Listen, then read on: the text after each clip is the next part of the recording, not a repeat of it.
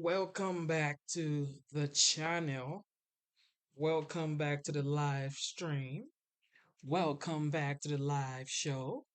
Welcome back to Genesis Madhouse channel. Welcome back. Welcome back. Welcome back. You know what time it is? We are back like we never left. I just got in like 2 seconds ago. I just got in and I said, it is time for me to go live like I promised. It's time for me to start streaming just like I promised you guys I was going to start streaming. Um, yes, we're back, back. We're back.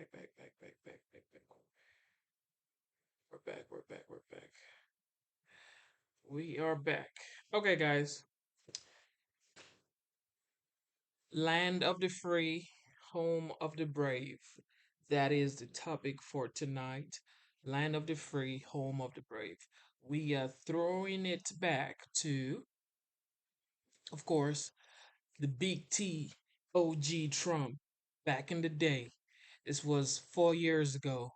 This was his rally in Panama City in Florida. Tune in, smash the like button, subscribe to the channel. God bless you guys. God bless you guys. God bless you guys.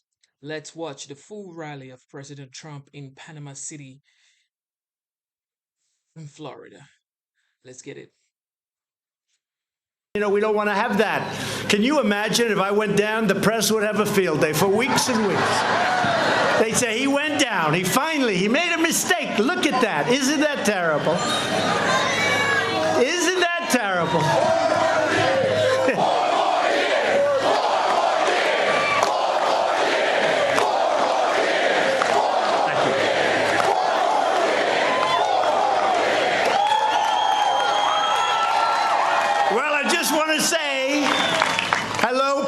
City Beach, it's a nice place. We had some great times here. You remember before that great election, that great election, 16, right? 16. And now we have 20 coming up. Who would believe? November 3rd. Not November 8th, it's November 3rd, and it's going to be just as special as November 8th. Going to be just as special. And in certain ways, I can't say it's more important, but it's equally as important, because we've made strides like no country has made strides. What's happened to our country? But we had a great time, and we had some incredible rallies right here. And we're working really hard for you, and we're going to talk about that in a little while. Things are going well, okay? Well, you got hit with a little hurricane called Michael. That was not a nice hurricane, I can tell you that, but it's going well. And I'm thrilled to be here with really, truly incredible men and women of the Florida Panhandle. My friends, it's your strength and devotion and values are what truly make America great and what make America run. You know that. You love our country, you're proud of our history, and you always respect the great American flag. Right? So I was last here in the immediate aftermath of Hurricane Michael. You remember, we came, that was pretty bad stuff. And I pledged to you unwavering support and the support of our nation until you have fully recovered and rebuilt. And we will never, ever leave your side. We've already given you billions of dollars, and there's a lot more coming as you do it. And to support your recovery from Hurricanes Michael and Irma, the federal government has committed more than $10 billion to the state of Florida. It's committed. It's all committed. And Rick Scott and your new governor is a great governor. Rick was great. Ron DeSantis is great. So now Rick has gone on to the Senate along with Marco Rubio, and we're all working together. And things are going good for you and for our country. Thank you. I love you too. Thank you. That's the guy, but I love him, all right? Whoever the hell you are, I love you.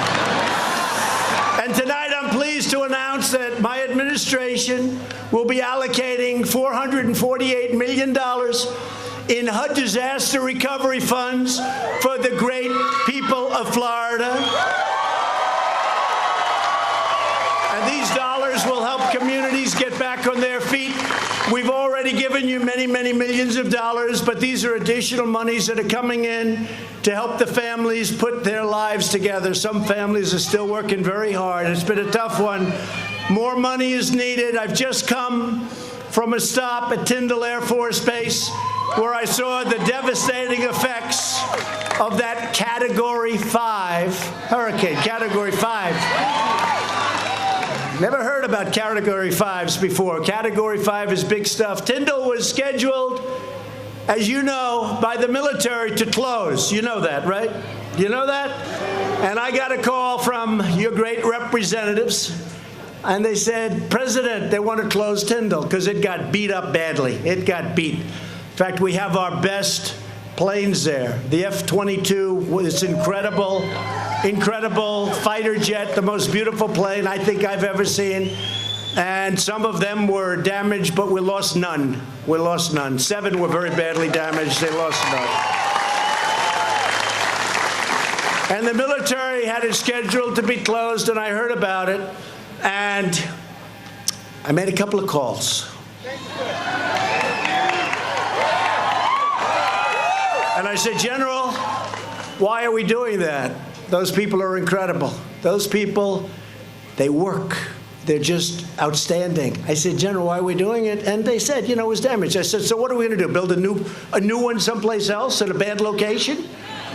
I said, we have thousands of people. We're going to end up having 8,000 people back there working soon. We're rebuilding the whole place. And we're doing a job. And we're actually moving in the F-35 fighter jet, which is the newest and the best in the world.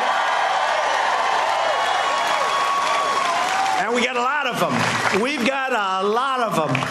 And they're going to be moving in. So we're going to have actually many more people working at Tyndall than you had the day before the hurricane, okay?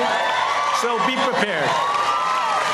And they're doing drawings and they're doing architecture of different areas. We're building some new buildings. We're fixing some old good ones that got very badly hurt, but structurally they're sound. And when we're finished, it's going to be something that's really special, one of the best anywhere in the country, okay? And you have something very special. I was with Colonel Laidlaw, who runs it. You know him? Oh, good. He's a good man. And he was telling me the reasons. And he said, we fly right over the ocean. We get up, we fly right out over the ocean. When you do that, sir, you can do a lot more than when you're flying over people's houses. We know that feeling, too. So it's going to be fantastic. In the wake of the terrible storm, this extraordinary community pulled together and showed the world your unbreakable spirit. And down here a lot. I knew that long before the storms, by the way. And you've also seen countless volunteers and visitors, students and faith groups coming here to lend a hand to help like almost no place else you can imagine. And of course, people are still traveling from around the world to enjoy your sun. I happen to be one of them, by the way. And your sand and your pristine waters, which is exactly what you have, because Panama City Beach is open for business, as beautiful as ever. And today I'm doing the most allowed by law to support the people of Florida. Because of the severity of this storm, Category 5, we will have the federal government pay for 90% of the cost in many circumstances. 90%. And we can do that because of the incredible devastation and the size of that storm. So now we need Democrats in Congress to work with us to pass an acceptable bill. We're getting close. It's pretty tough dealing with. They don't want to build a wall, but we're building the wall. They don't want to do a lot of other things. They don't want to do a lot of things.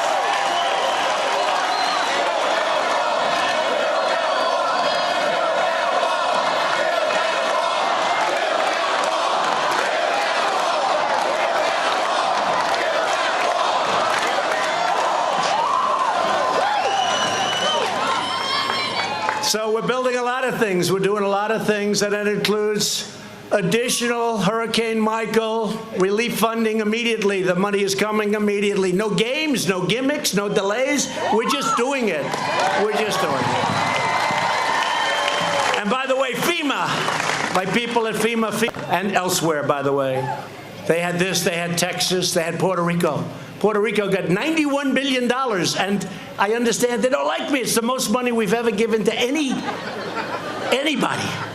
We've never given $91 billion to a state. We've never given. We gave to Puerto Rico $91 billion, and I'll tell you, the services, you look at the Marines, you look at the Navy, the job they did there was really incredible. Incredible. Incredible. In fact, I brought a chart. Would you like to see a chart? Very haphazardly, I just happen to have it with me. So there's your chart. Does everyone see that? So now, see, I didn't want to spend on a big board because that costs the government too much money. I want to say that. But you can all see that. That's Puerto Rico, and they don't like me. Texas, Florida, the biggest hurricanes we've ever seen. Texas, Florida. But this, and what the Democrats want to do, they want to give more and more. And I say, you know what? I have a great relationship with the people of Puerto Rico, but it hasn't been fair the way they've treated all of us from the standpoint of their leaders. Because they complain, they want more money. They got $91 billion. It's the largest amount of money ever given for a hurricane to a state, to any element, and that's the way it is. But you're getting your money one way or the other, and we're not going to let anybody hold it up. And I think that the people of Puerto Rico are very grateful to Donald Trump for what we've done for them. That was a bad storm. And, you know, with Florida, thank you. With Florida, you drive on. You drive on. With Puerto Rico, it's a little tougher. It's called, or you get into something, but they did a hell of a job, including bringing the biggest hospital ship in the world right off the island. So I want to thank the military. I want to thank FEMA for what they did there, for what they did in Florida, Texas. You look at Louisiana, look at South Carolina, they got hit hard. North Carolina got a piece of it. Georgia, Alabama, these are great places, and they're all getting aid, but the Democrats are trying to stop it, but you're getting it. Don't worry. You're getting it. You're getting it. You're getting it. And you've already gotten a lot of it, so that's good.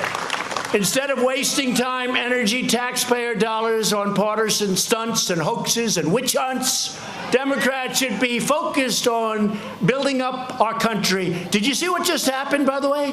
No collusion, no obstruction, no anything. 2 years on a witch hunt. I could have gotten anybody in this audience. I could have found something on you. 2 years. Almost $40 million. 20 Trump haters, Democrats, I call them angry Democrats. After 2 years, nothing. No collusion. And now the Democrats, we have a great attorney general, now the Democrats are saying, we want more. You know, it was going to be like, we want the Mueller report. Now they say, Mueller report? No, we want to start all over again. It is a disgrace. We got to focus on infrastructure. We have to focus on lowering medical prices and medicine. Always focus on our military and our vets, which we've done. And the Democrats really should be focused now on restoring and helping the Emerald Coast of Florida, because that's what it is. It's time to come together for the people of Panama City, for the people of Florida, for the people of our country. It's time to stop this nonsense. They think they're going to win. Did you see the one man? The only way we're going to beat him in 2020, they have to do this. The only way well, that's a compliment, I guess. But think of what he said. It's the only way they're going to beat me. And actually, it's working the other way, because now we have our best poll numbers that we've ever had. It's crazy. It's crazy. So we want to work with them, and we want to do infrastructure. We want to do all of the things that you know about, and we're going to get it done. Nobody's done so much as all of us, because it's not just me. I'm a messenger. I've done a good job as a messenger.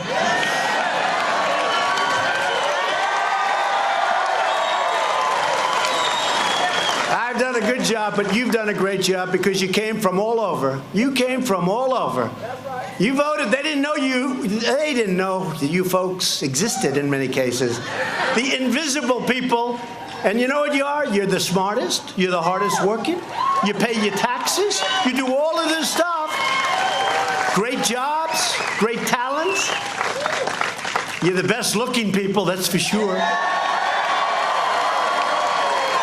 You ever see, I joke about this, but it's really not joking. They call themselves the elite. You ever see the elite? This is the elite. They're not elite. You're elite. I always take heat. I say, you have better houses. So do I. You have better boats. You have better everything. You have better everything. You're smarter. You know, I say, no, we're the elite. So let's let them be the elite, but we're the super elite. There's not even a contest. There's not even a contest. I always laugh when I hear, they're elite, and then you see this guy, and you say, he's not elite. Not in my book, he's not. But we're delighted to be joined tonight by many terrific Florida Republican leaders. They really have been fantastic, and you just got a little sample of it, and you're getting a great sample of it, because as your governor, Ron DeSantis, has been doing a fantastic job. Where is Ron? Where is he? Thank you, Ron. Great job. Great governor. And along with Ron, you know, is First Lady DeSantis. And your First Lady, Melania, is a big fan of Casey. Big fan.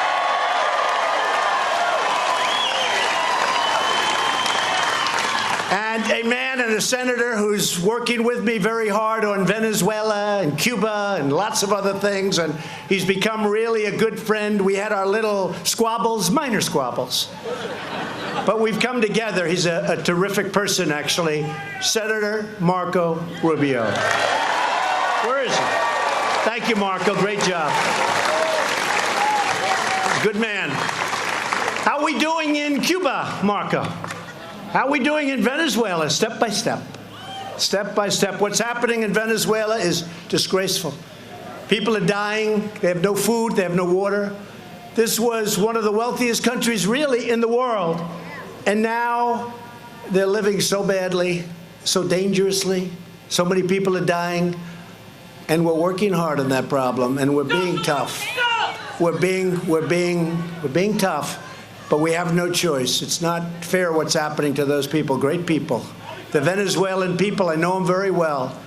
Those people around Doral, it's Venezuela, it's called Little Venezuela. I got to know them very well. They're great people. They're great people.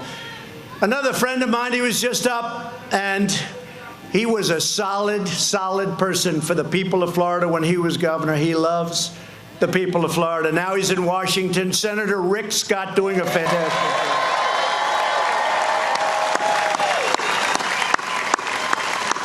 Doing a fantastic job. And we have a lot of members of Congress. Matt Gaetz, Neil Dunn. Thank you. Thank you, fellas. You have your Florida Lieutenant Governor, Jeanette Nunes. Jeanette. Thank you, Jeanette. Great job. Florida Attorney General Ashley Moody. Thanks, Ashley. And by the way, I just met your great U.S. Attorney. Where is he? Where is he? Thank you very much. You are doing a fantastic job. You are doing a fantastic job. Florida CFO Jimmy Petronis. Jimmy, thank you. Thank you, Jimmy. Florida GOP Chair and State Senator Joe Gruters. Joe. Thanks, Joe. RNC Chairwoman, you know, she won a state, a great state, Michigan. I said, who was that? Now, nobody's won Michigan for decades as a Republican, and we won. So when it came to choosing who the head of the RNC would be, I said, who's that woman that was so great up in the state of Michigan? Because we won that state. We weren't expected to. But, you know, we left. That was the last speech I made. And we had 32,000 people show up at 1 o'clock in the morning. It was now Election Day. Think of that. And I left. Think of it. Election Day. And I left, and I said, you know, I don't know why we're going to lose. We had 32,000.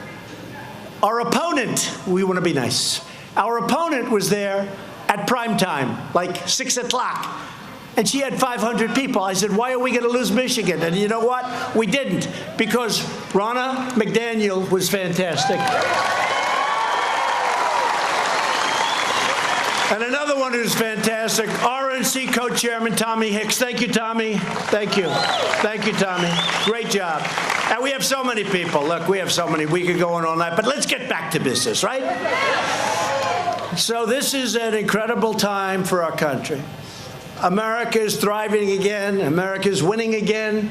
And America is being respected again. We're respected.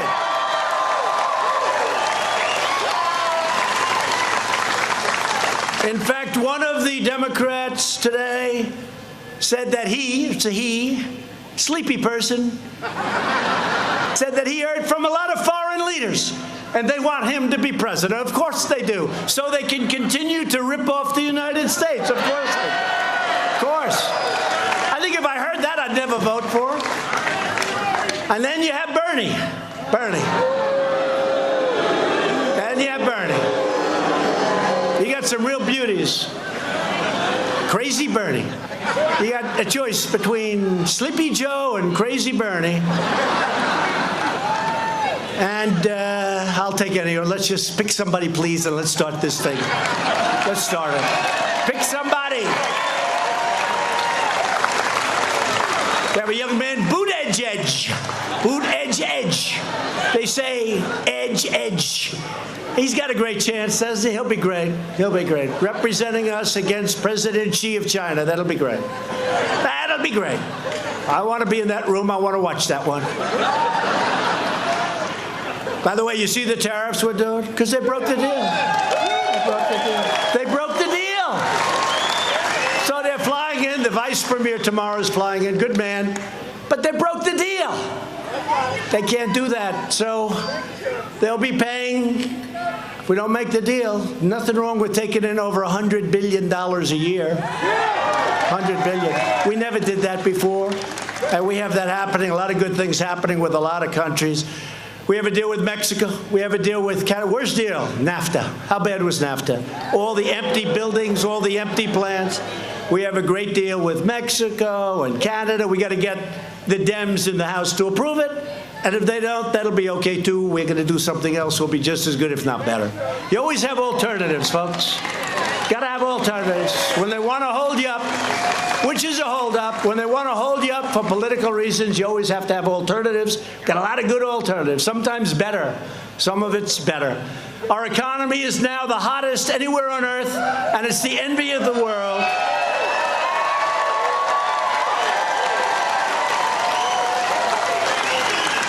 Every time a foreign leader, a president, a prime minister, a king, a queen, a dictator, we got some of them too. Every time they come into the office, they say, congratulations on what you've done for this economy. It's the hottest on earth. It's incredible. Every single time, that's how they start off the conversation. And you know it because the people of Florida are truly benefiting by what we've done internationally and nationally. So thank you. And our policy can be summed up in 3 very simple words: jobs, jobs, jobs. The United States economy created another 260,000 jobs last month. Way, way, way above what people thought. They were making predictions much lower. Then the big one, They were thinking about 1%, 1.2%, maybe 1.5%, and our growth number came in for the first quarter, which is almost always the lowest quarter of the year, historically, 3.2%, crushing expectation. A lot of surprised people. I wasn't surprised. Since the election, we've created nearly 6 million new jobs, including more than 500,000 manufacturing jobs and nearly 700,000 new construction jobs. Numbers that if I would have said this during the campaign, those people back there, I call them the fakers, fake news media. The fakers would have said he exaggerated. He exaggerated. They are a bunch of fakers. There's no question about it. But you know, in 6 years, they're all going to be out of business, folks. They're all going to be out of business. Now, if we want to drive them crazy, I'll say in 10 years, they'll go crazy. See, he is a despot. He is a despot. Well, 10 or 14, let's see, whatever we like, right? Watch, it'll be headlines tomorrow. Donald Trump wants to break constitutionality.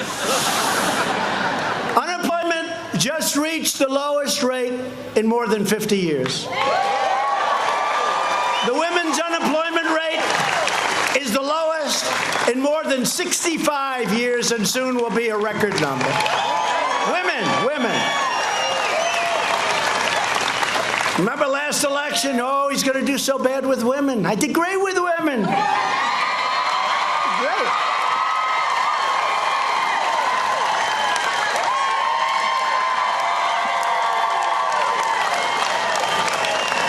We did great with women. Hispanic American unemployment just hit another brand new, all-time historic low. African American unemployment recently achieved the lowest rate in the history of our country. More people working today than ever. And likewise, Hispanic American unemployment, lowest in the history of our country. I'm going to like that on the debate stage. They'll be hitting me left, right? I'll say lowest rates ever in history. Highest income ever in history for the different groups. Highest income. More people are working today in the United States, almost 160 million, than have ever worked in the United States before. And nearly 1 million more African Americans are employed today than when I took office. Think of that. Right?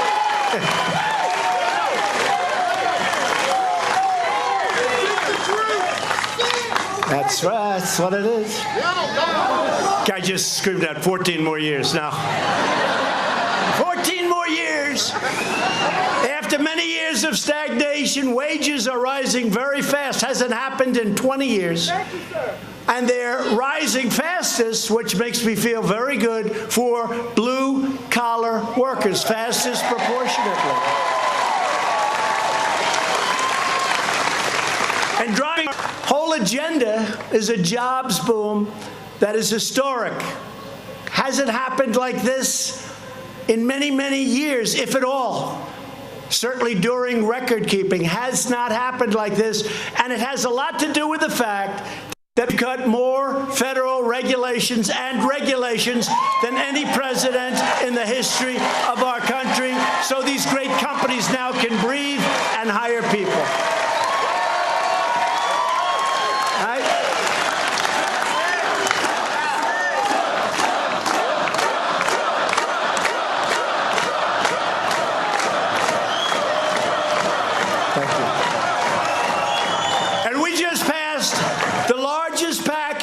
Of tax cuts and reforms in American history, the largest. And we got rid of the individual mandate of Obamacare, the most unpopular thing.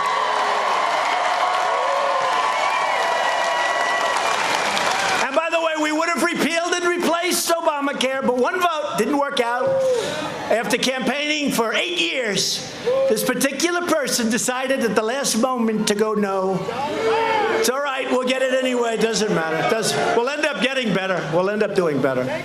Sometimes, things like that happen, and you get angry, and you get a little bit sad, and then some of you weep. I don't weep, but you don't weep too much. I know too many of you. They never wept in their life. They didn't weep when they were babies. But you get a little bit angry about it, and you know what you do? You go and you fight, and it ends up being better than what you were trying to do in the first place. That happens. That happens. And a good one for those of you that love your children, of which I would think probably it's 95%. To keep your family farms and ranches and small businesses in the family. They don't talk about this. We eliminated the unfair estate tax or death tax.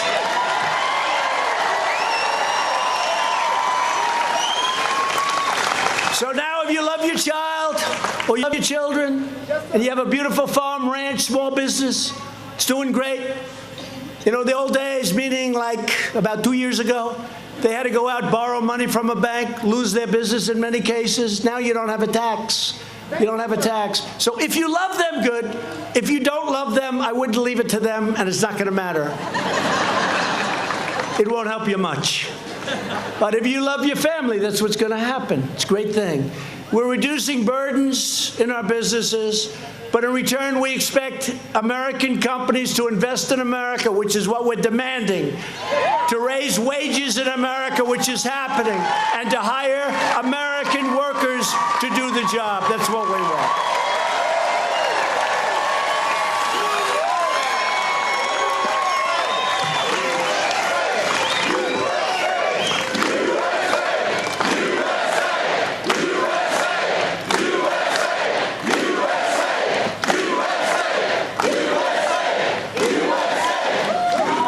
As I stand here floating around on a piece of ice, this is crazy.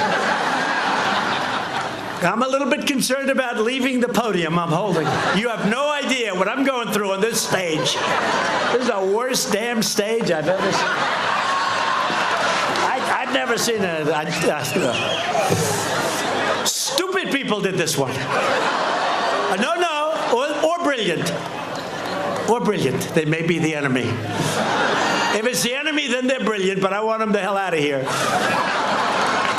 And we're reversing decades of calamitous trade policies that enrich Wall Street at the expense of Main Street. You see what's happening. Although everyone's doing well right now, everybody. The companies are doing great. When Wall Street does good, that's a good thing for us. A lot of you have 401ks where they're double what you had just a couple of years ago, right? Listen to that. I tell the story, it happens a lot, but for some reason, this big policeman, you might have heard it, but this big, strong guy comes to me. I was in New York, and he said, "Sir, thank you. My 401k," and that was a year ago. This happens all the time. He said his 401k up 47%. He said, "My wife used to think I was just horrible at investing, and now she thinks I'm the greatest investor in the world." And I thank you. And now the numbers are much better since then, but that's the 401ks. Everybody's through the roof, and we're going to keep it that way. We're going to make it better and stronger, and we're going to take in a lot of money from a lot of these countries and other folks that have been ripping us off for a long time. Long time. I mean, we pay for the military, and we're defending nations that are so rich. And I say to him, "King, you got to do me a favor. You got to pay." But nobody has ever asked for money. I said, no, you got to pay. You got to pay. We lose billions and billions of dollars, individual countries. And it's one thing if we're helping people who are being horribly treated and they don't have money and the countries are, it's one thing. It's another thing if we're dealing with countries that are loaded with cash, make a fortune, and we're defending them for a tiny fraction of what it costs. It's ridiculous. So it's all changing, a lot of changes.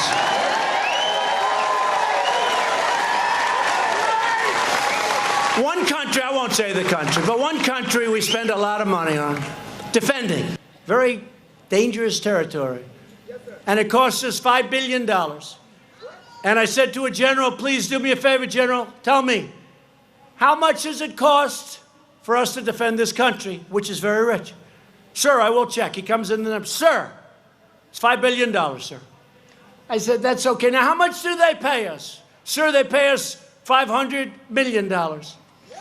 I say, we lose $4.5 million to defend a country that's rich as hell and probably doesn't like us too much. Can you believe it? And we've been defending it for many years. So I called the leader of the country. I said, you know, it's not fair. We're spending all of this money, great danger, and we have our men and women, they're the best in the world, and we're sending them over to your country. Not fair. You got to pay. You got to pay. And he said, like the king, he said, but nobody's ever asked us that before. I said, that's because you had stupid people running.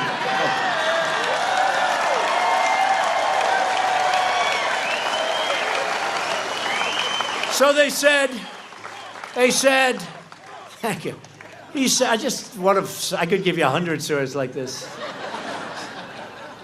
He said that we can't do anything now because it passed our so-called parliament. And so we can't. It doesn't come due. When's next year? He said 2 months. I said, all right, pay me something now. How much will you pay? We can't pay you more than $500 million. I got to say, this is one phone call, right? So I said, make it $750. Now, that's a long way short of $4.5 billion that we're losing. But I said, make it $750. Anyway, we agreed to a number around $500 million. It was one phone call that lasted for 10 minutes. And once they got over the shock of being, they had plenty of money. And now the 2 months is up. And I just told my people, call them and ask for the rest of it, okay? And they'll pay. But we have many countries like that. I mean, we have many countries like that. We have countries like Saudi Arabia, very rich, nothing but cash, right? So I think they can afford to pay us, right, for defense. And they will. And you know what? They will. And they're buying a tremendous amount of equipment, $450 billion they'll be spending in our country. $450 billion. But we have a lot of countries that are rich, that we're defending. And they don't even respect it. Honestly, when I ask them, they almost are looking at me saying, I sort of thought, you know, like, it's amazing that nobody's asked us. Now, they don't say that. They're smart. But you feel it. So a lot of countries we're defending. It's not fair what's happening. They're paying us a tiny fraction in some cases. We defend Europe. It's not fair. They're not paying what they should be paying. We'll work it out. But they got to pay bills. And you know what? In the end, they're going to like us more. And in the end, they're going to respect us. They're going to respect us. Under the previous administration, the United States lost nearly 250,000 manufacturing jobs. You remember that. They let other countries raid our factories, steal our jobs, and rob us blind. Other than that, they were very nice. They allowed China to freely loot our economy, plunder our intellectual property, and target our industries for destruction. That's what was happening. And look, President Xi is a friend of mine, great guy, but he's for China. I'm for the USA. I'm for the USA. So, we're going to see. They come in tomorrow, and whatever happens, don't worry about it. It'll all work out. You know why? It always does. Don't worry about it. There's no pressure because, you know, we're the piggy bank that everybody wants to rob. You understand that. So we have the thing that everybody wants. We're now the biggest market in the world by far. I'll tell you, China was catching us. If another person happened to be in this position right now, first of all, there'd be about 10 people instead of all the people. Hey, I wish the cameras could spin around and show this massive field, you know?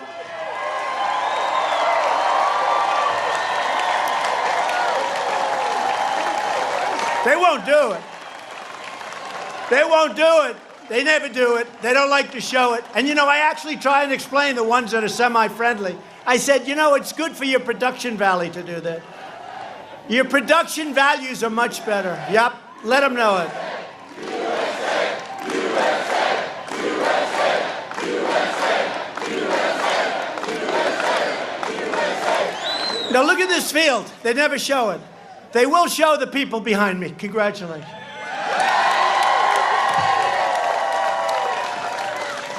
They may have a lousy seat, but you know what? They'll be famous tomorrow. But it is true. They never like to show the crowds. I went to Texas, and I made a speech. And Beto, boy, is he falling like a rock. What the hell happened to Beto? So we went to El Paso, and I made a speech, and we had an arena that holds 8,000 or 9,000 people. The arena was packed. We had 35,000 people outside. We had these massive movie screens outside, so those people that couldn't get in could see. He had 502 people. The next day in the news, the New York Times guy actually wrote a story that he thinks that he had more people than me. Can you believe this? No, can you believe it? No, so dishonest. And most of them just said two massive crowds were in it. Well, his crowd was not massive. He had like 502 people, according to the people that count crowds. So we get a very bum press, but that's okay, because we're here and they're not, right? We're here and they're not. They're very dishonest people. And maybe it'll change. You know, what's wrong with having a strong military, good education, a strong economy? I don't get it. I don't get it. The hatred is incredible, but let's just keep it going, folks, because that's the way it is.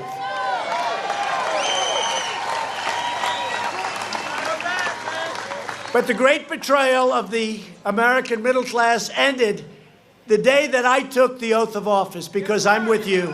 I'm with you. And there are those that say, even the fake news media, there are those that say, it was the greatest day in the political history of this country. It was the greatest election. And it continues, you know, because they keep trying to take it away. Let's try take it away. That's not working too well. That's not working. But think of it. I mean, Hillary Clinton's still going up. I think they stole the election. No, she lost. She lost. The next time, the next time,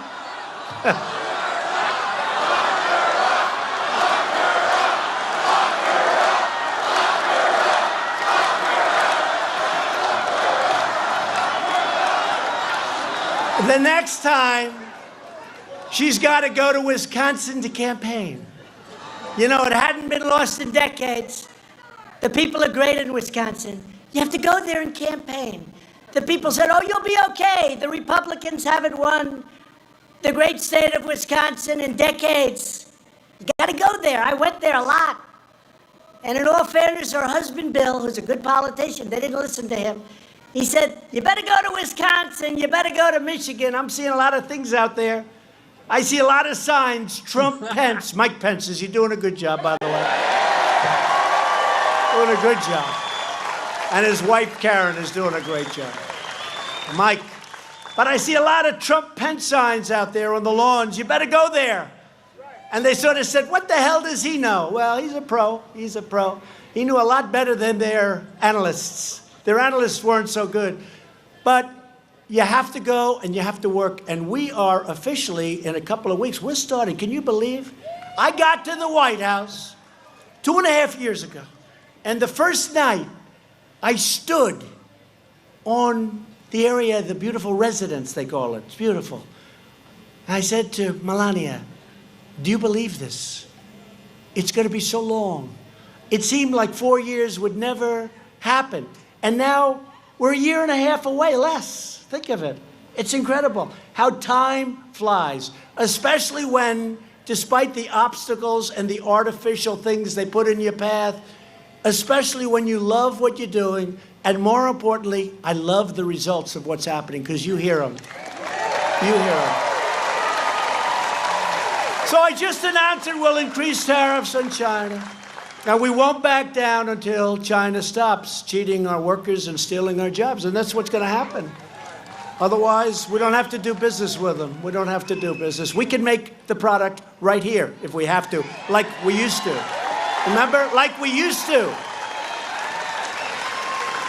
The era of economic surrender. The last administration also signed a disastrous trade deal with South Korea. that cost our country nearly 100,000 jobs, but it was really 250,000 jobs. And if you remember, our Secretary of State at the time and our President at the time said, this will give 250,000 jobs. And he and she were right, except it was for South Korea, not for us. It's a loser. And we totally renegotiated the Korea trade deal to restore these jobs and rescue the American auto industry, because that was going to be a tremendous hit. And that deal is done. South Korea. And right before I came into office, our nation was being signed up for a one-sided, single sellout like you've never seen of the American worker. And I said, it's not going to happen. The Trans-Pacific Partnership was going to destroy our automobile industry like you've never seen before. And our automobile industry is pouring back into our country. And today, for the people of the great state of Ohio, remember, you have to win the great state of Ohio. Boy, did we win it. We won it by like 9 points. It's a great state. So everyone's coming back in. Toyota's coming in. Honda's coming in. Many, many car companies. General Motors today just announced 3 big plants, 450 workers, 700 million. But the big announcement is in Lordstown, Ohio. They're going to be selling that plant to Workhorse, it's called. They make electric trucks because the enemy, with all of the companies pouring into Michigan, all of the companies pouring into Florida, North Carolina, South Carolina, Ohio, everywhere, with all of these companies, they kept hitting me with Lordstown because General Motors closed it. Well, they did the right thing. They sold it to a company that's going to do a great job with that beautiful plant. And that happened just a little while ago. Just a minute. They'll be spending a lot of money on fixing it up. It's subject to the UAW. They got to get out there and make a deal, UAW. Come on. Got to make a deal. But that's a great thing, right? Because that was the only thing they could hit me with. They could never hit me with anything because we've been so good. But they said, what about Lordstown? What about Lordstown?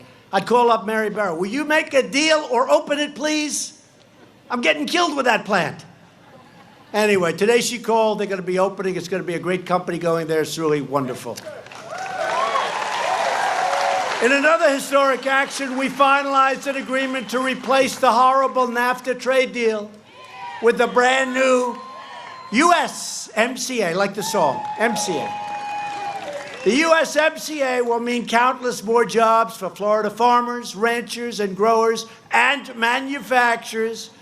But while we're unleashing an unprecedented wave of prosperity, the Democrat Party is trying to return us to the failures of yesterday. They want to have things rejected because they're all waiting for 2020. They think the more they can hurt us, the worse they make us look. I think they're making us look better, personally. I really do. I really do. I mean, they want to do investigations instead of investments. They want to do what they're doing, which looks so foolish, and maybe I read it wrong, but I think it drives us right on to victory in 2020 because people get it. People get it. But our country, the great USA, is not being pushed around anymore. Nothing is more dangerous than the Democrats' crazy immigration agenda. Democrats believe that everyone in the world has the right to violate our borders. They want open borders, disrespect our laws, and come into our country and collect benefits courtesy of the United States taxpayer. Thank you very much. Right?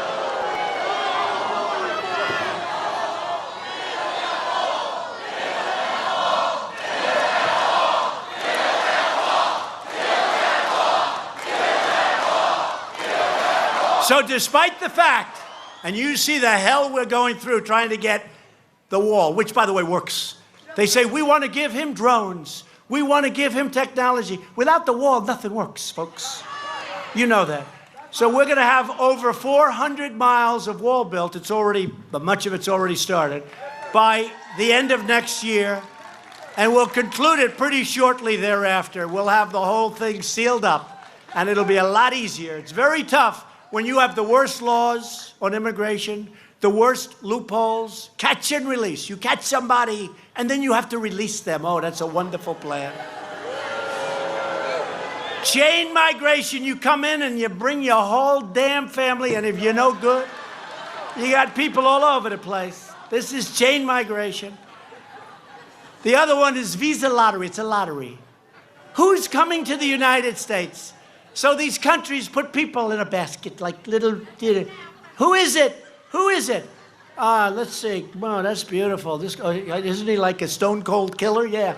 Tell me, if the United States is accepting people under a lottery system, compliments of Chuck Schumer, if they're accepting people under a lottery system, do you actually think that the country is giving us their finest? No. No, they're giving us some rough people.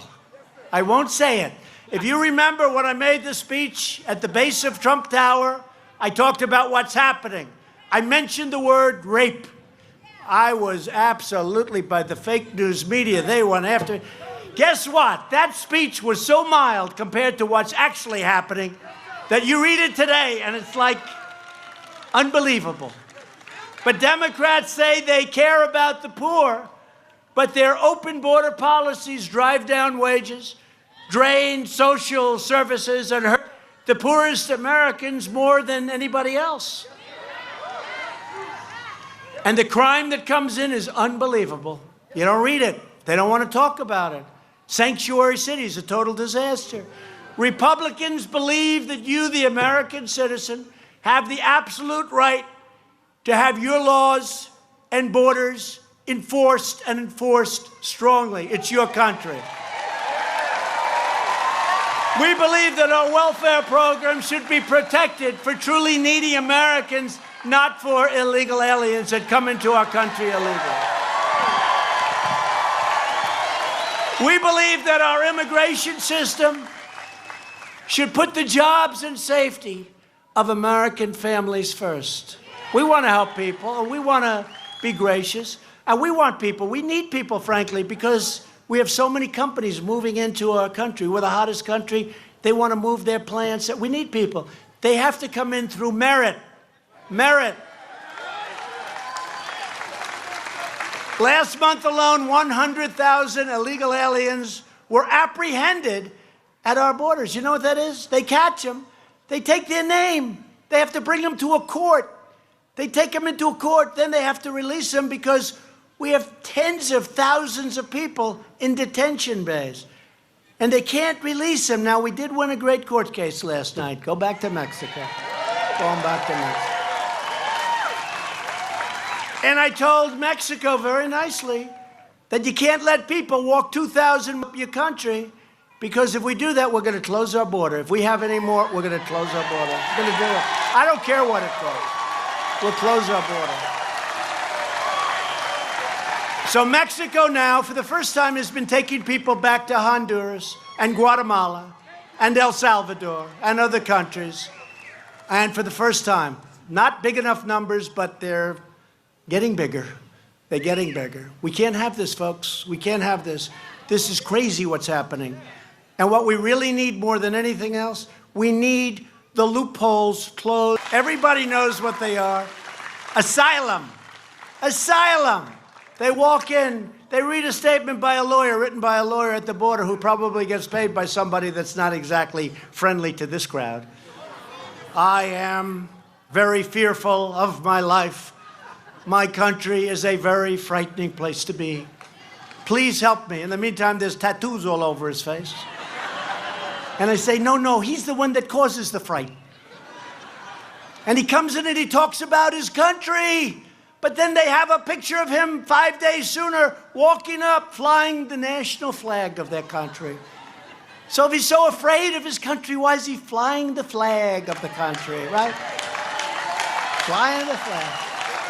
They want to fly the flag of Guatemala and Honduras and El Salvador right into our border. Save that flag. We love our country. We love our country, but we're afraid of it. For purposes of getting into the United States, we're afraid of our country.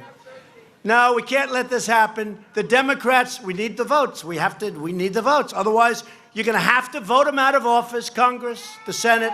You're going to have to vote them out of office come November, next November, November 3rd, next year. You're going to have to vote them out of office because otherwise you can't make a change. We need the votes. We have to go through Congress. How we ever ended with this stuff is incredible. But they don't mind it so much because they don't mind crime. They don't mind crime. No nation can tolerate a massive, organized violation of its immigration laws. And no one should run for office without an ironclad pledge to protect and defend America's borders. Shouldn't be allowed to run. And to confront this crisis, you saw that. It was a big deal 2 months ago. I declared a national emergency, which is what it is. This is an invasion. When you see these caravans starting out with 20,000 people, that's an invasion. I was badly criticized for using the word invasion. It's an invasion. And it's also an invasion of drugs coming in, okay? It's an invasion of drugs. They all better be careful, because, you know, we're destroying the lives of hundreds of thousands of people a year with the drugs that are pouring across our southern border. They better damn well be careful, because people are wise to it now. They have drug dens and drug labs and factories right along the border. They make the crap right there, and they send it over our border where we don't have walls. They drive it right through, because we have 2,000 miles between the Gulf and the Pacific, 2,000 miles. Now, a lot of it, you don't need the wall because it's mountains, it's big, strong rivers, it's snake country. Nobody's walking through certain areas. You got to like snakes a lot. They got some rough country. But we need, and what we need we'll have done. But they can't do this. They can't let this happen. And we're being very tough with them, I'll be honest.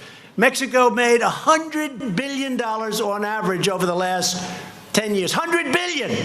They took 30% almost of our automobile business. We make cars. They send them through the United States. That won't happen anymore under the USMCA. It'll be prohibited. It'll be economically prohibited. Our current immigration crisis is the result of Democrat-backed policies that prevent border crossers from being swiftly returned home.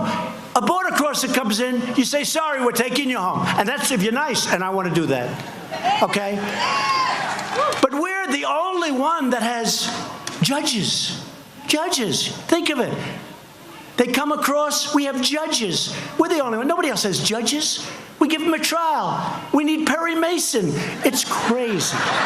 Folks, it's crazy. And then they say, and the wall would help, because it would not help. The wall would stop it. Okay? The wall would stop it.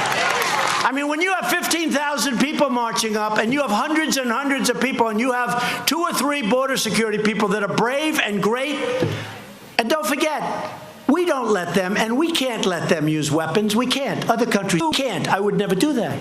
But how do you stop these people? You can't. There's no... That's only in the panhandle you can get away with that statement.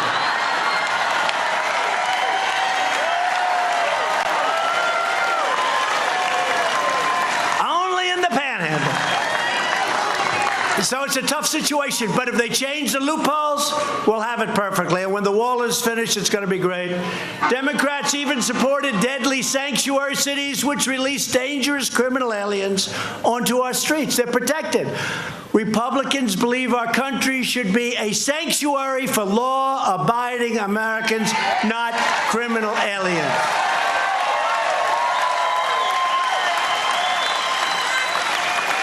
Congress must act to fix our horrible immigration laws. We must end catch and release, stop human smugglers. Have you seen what's happening? Human smugglers, human traffickers. Have you seen what they're doing? This is an ancient thing. It's an ancient crime. It's bigger now because of the computer, because of the internet, than ever before worldwide. Not just here, worldwide. And most come through our southern border where we don't have a wall. They don't go through ports of entry. You have people looking inside the car, the van. So you can't do that. If you have women tied up with tape over their mouths, you can't take them through a port of entry. And a lot of these people say, oh, they come through the port. They don't come through the port. They come through areas where you don't have the wall. 15 miles up and make a left. We got to shut down sanctuary cities, deport criminal aliens, and replace the visa lotteries, the chain migration, with a modern system of immigration. We have to do it. On issue after issue, the Democrat Party has never been further outside the American mainstream. It's never been. I've never heard of anything like what's going on.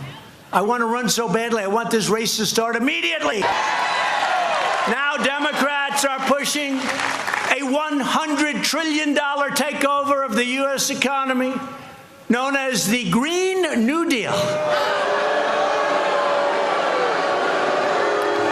That was written up by a real genius. The new Democrat Party believes in socialism. Take a look at Venezuela. Republicans believe in freedom. We need to get senators elected. We need to get the votes. We need congressmen and women elected. Republicans, we need to get the votes. You got to get out there. You got to win. Otherwise, we'll be playing around for too long. And Democrats are aggressively pushing late-term abortion, allowing children to be ripped from their mother's womb right up until the moment of birth. And then you have this governor in Virginia, you saw that. The baby is born, and you wrap the baby beautifully, and you talk to the mother about the possible execution of the baby. No, can't do that. So who heard of that one? And that came up, and that's now something, and they don't even want to discuss it. They don't even want to discuss it. And to protect innocent life, I called on Congress to immediately pass legislation prohibiting extreme late-term abortion.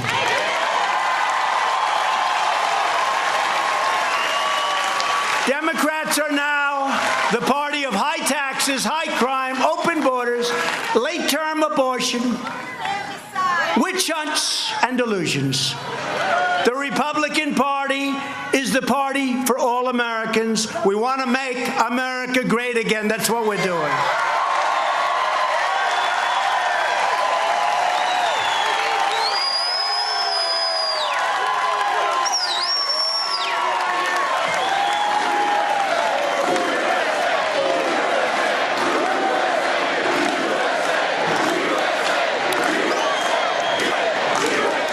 I wish the cameras. Will you please show these people? I go home, you know, you hear it. You hear it. You can hear how many people, but they never show it. They don't want to do it.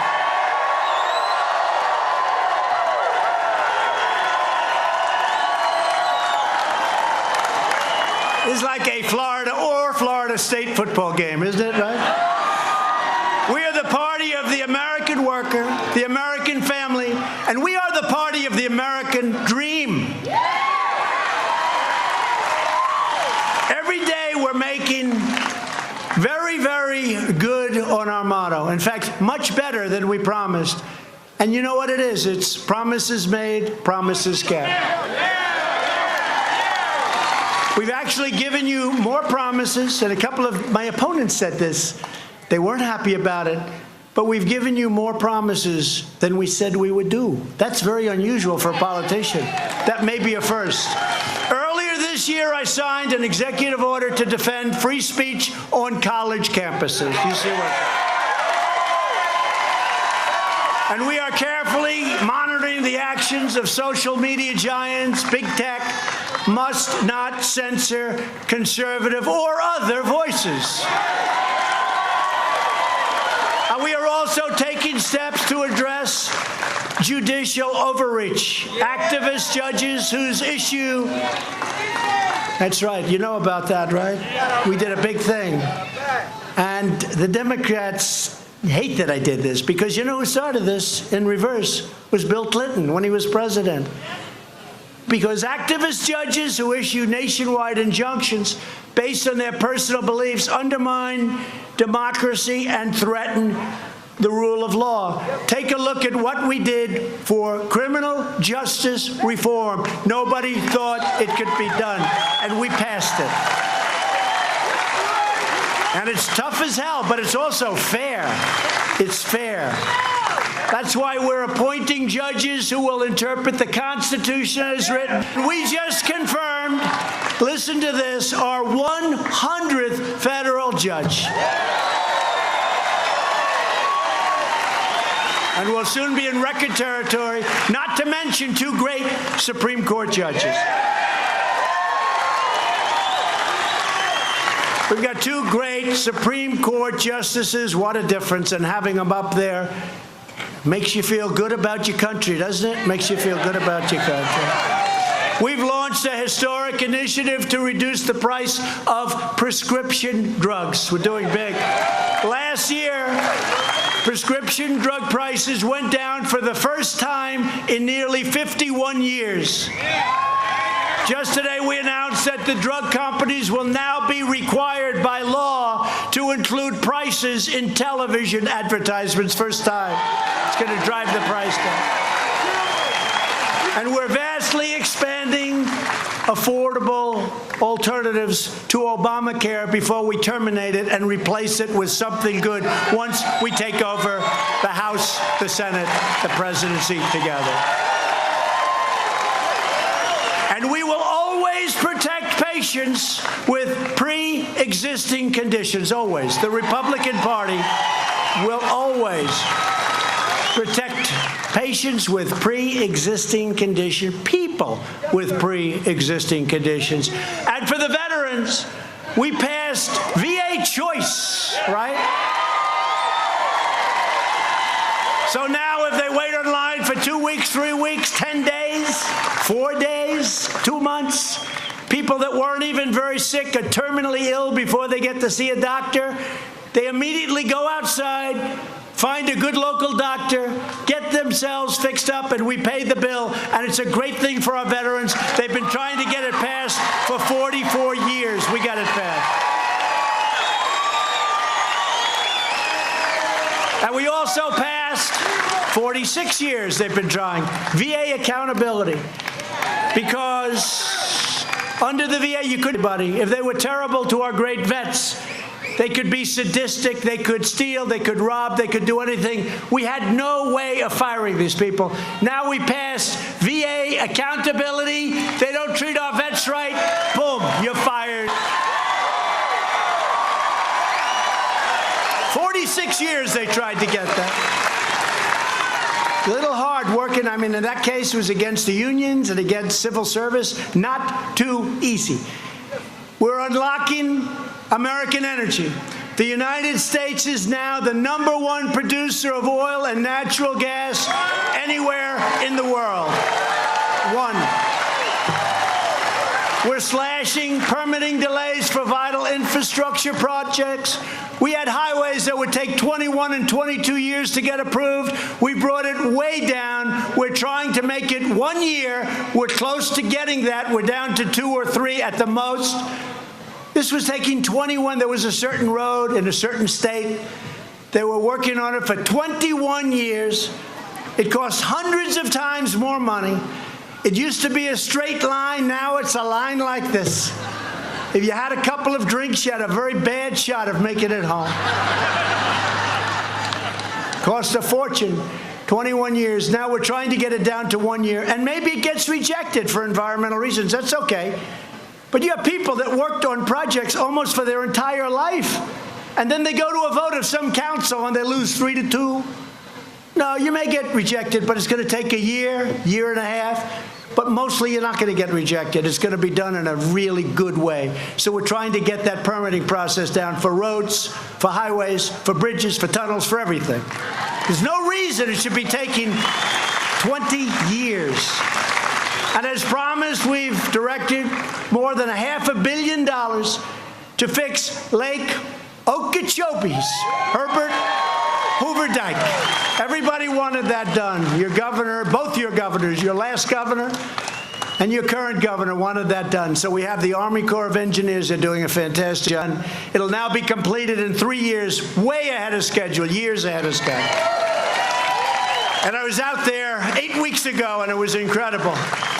And earlier this year, I signed legislation providing $100 million to fight the red tide that harms coastal regions, especially in Florida. The red tide. Doesn't look too inviting. I come down to Florida, I say, what the hell is that? It's a red tide. So we're going to get rid of it. And to keep America safe, we're rebuilding America's military might like never before, including $133 million for the Gulf Coast Test Range. You know what that is, Gulf? Anybody there? Anybody like practice shooting? Trust me, it's a good thing for you folks. You don't have to shoot. It's a good thing. $133 million. The military needs it so badly. And it's going to be very quickly completed. And many other enhancements in the great state of Florida to help our wonderful warriors who are doing such an incredible job. As an example, at Eglin Air Force Base. Eglin.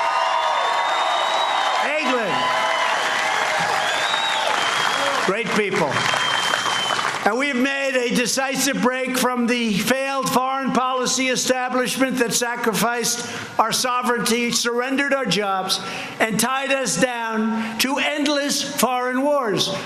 I don't know if you saw, but about 8 weeks ago, we took 100% of the caliphate. It was supposed to take 2 years in Syria, ISIS. That doesn't mean that they're not going to go around. These people are stone cold crazy.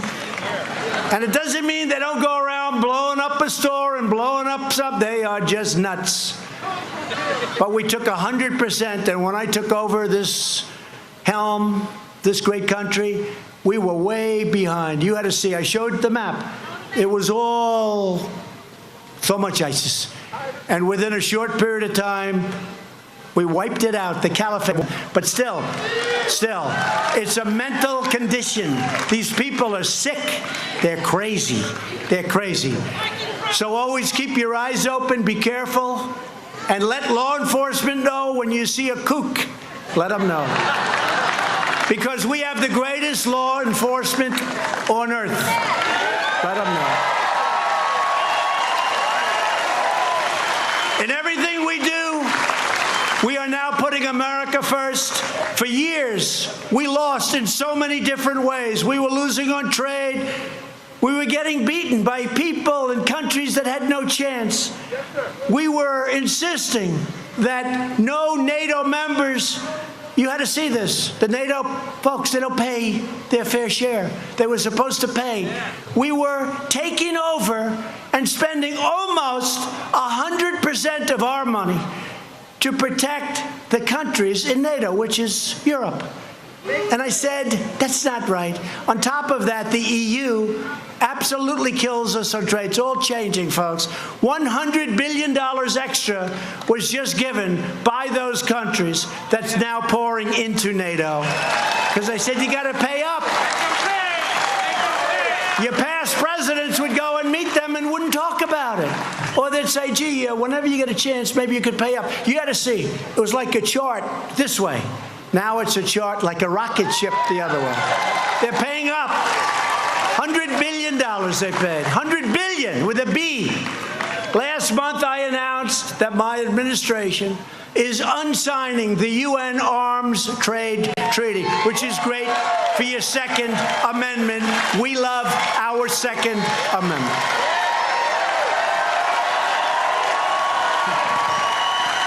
And we will never allow foreign bureaucrats to trample on that very precious Second Amendment and your rights under the Second Amendment. I also withdrew the United States from the horrible Iran nuclear deal. And unfortunately, just today, I felt compelled to authorize new sanctions on Iran's iron, steel, aluminum, and copper industries because I hope to be able at some point, maybe it won't happen, possibly won't, to sit down and work out a fair deal. We're not looking to hurt anybody. We want a fair deal. We just don't want them to have nuclear weapons. That's all we want. I recognized Israel's capital and opened the American embassy in Jerusalem.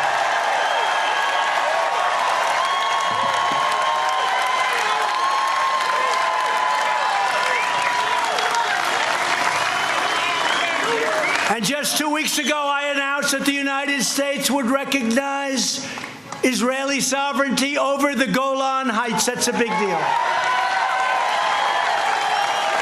And as rockets rained down on Israel, we reaffirmed America's solidarity with the citizens of Israel in their fight against terror. They have done just a great job. It's a dangerous place. The Middle East is a dangerous place. We also recognize the legitimate government of Venezuela, and we forcefully condemn the socialist brutality of the Maduro regime. And our hearts are united with the people of Venezuela and many of their relatives who are here right now with us tonight, the people of Cuba and the people of Nicaragua in their struggle to be free. It'll all happen, folks. It'll all happen. Each of us in this great arena, sort of arena, it doesn't have a roof, but these are minor details. Problem is, if we had a roof, you could never hold this many people, so.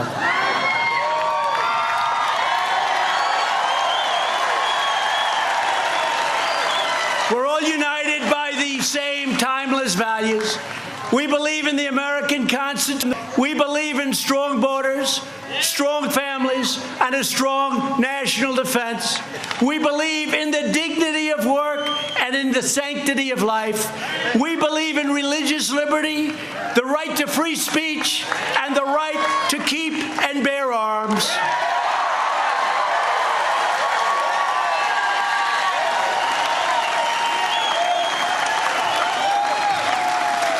We believe that mothers and fathers, not government regulators, know best how to raise our children and teach our great country's values. And we believe in the words of our national motto, "In God we trust."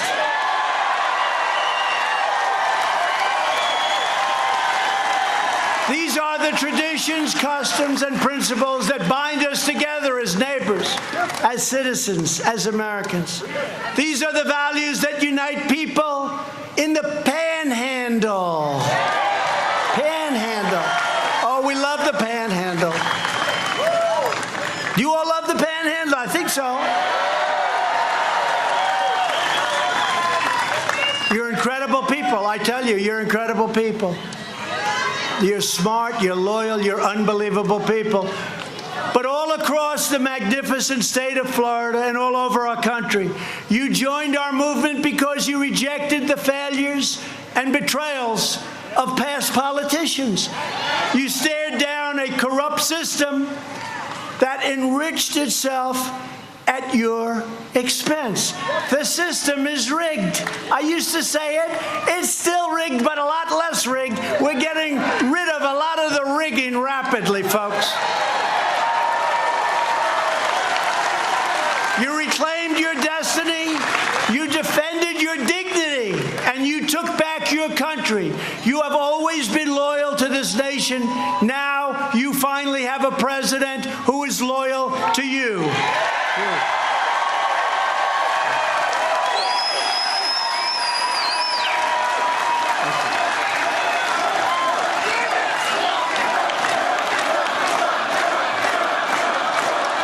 Thank you. And every day between now and November 3rd, 2020, I think of that. November 3rd, 2020. Boy, it's close, huh? But every day we're going to keep on working, we're going to keep on fighting, and we are going to keep on winning, winning, winning.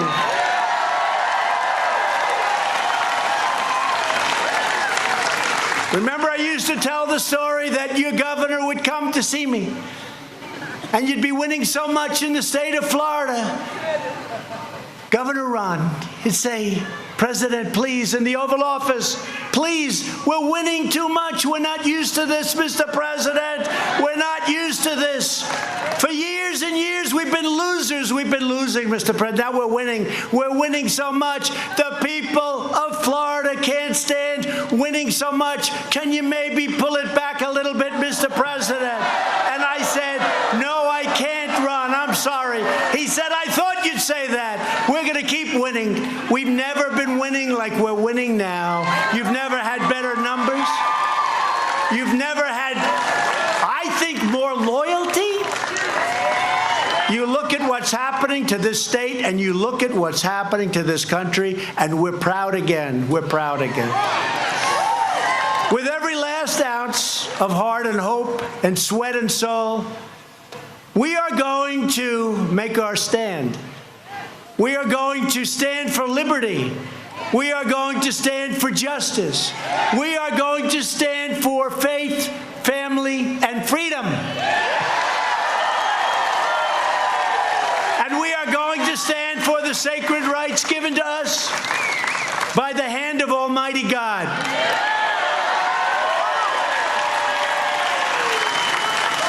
We are one united movement, one united people, and one United States of America.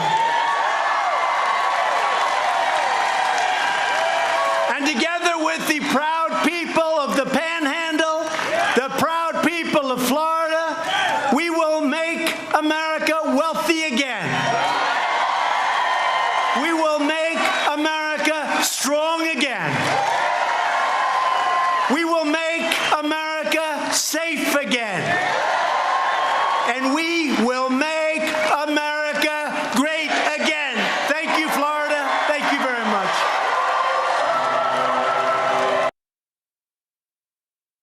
Shout out to everybody watching the live show. You know what time it is. Smash the like button. Subscribe to the channel. Now we are, shout out time. Shout out to Andrea, the mod. Shout out to Caps. Of course, he doesn't support what we're doing, but of course, he's here. Shout out to Caps. Shout out to Memphlips Gaming. Shout out to Benji. Shout out to Warrior Life Dutchman.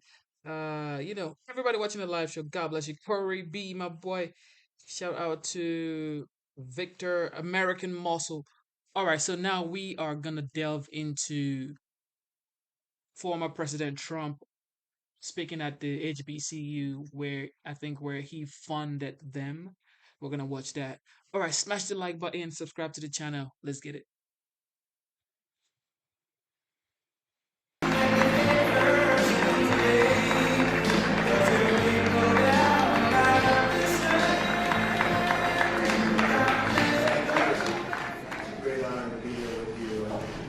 You're a special person, a great friend of my daughter and my son-in-law, and he's done an incredible job. And it's really wonderful to be with the unbelievable leaders of our nation's historically black colleges and universities. It was a very important trip for me to be here with you today. A couple of people aren't happy because I had to cancel them out, but that's okay. We don't mind. I'm truly honored to be here today to celebrate the vital and cherished role of the HBCUs in American life. Together we will ensure that HBCUs continue to thrive and prosper and flourish for the countless generations to come. For more than, and we know we're doing it, we've done a lot and we're going to do a lot more. For more than 180 years, HBCUs have strengthened our country and called America to greatness. Your institutions have been pillars of excellence in higher education and the engines of advancement for African American citizens. They've been incredible, the job they've done.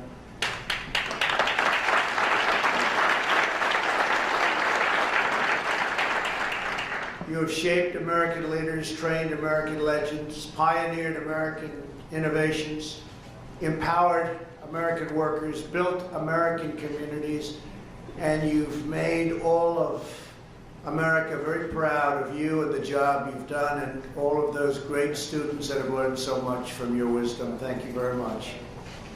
This nation owes a profound and enduring debt of gratitude to its HBCUs.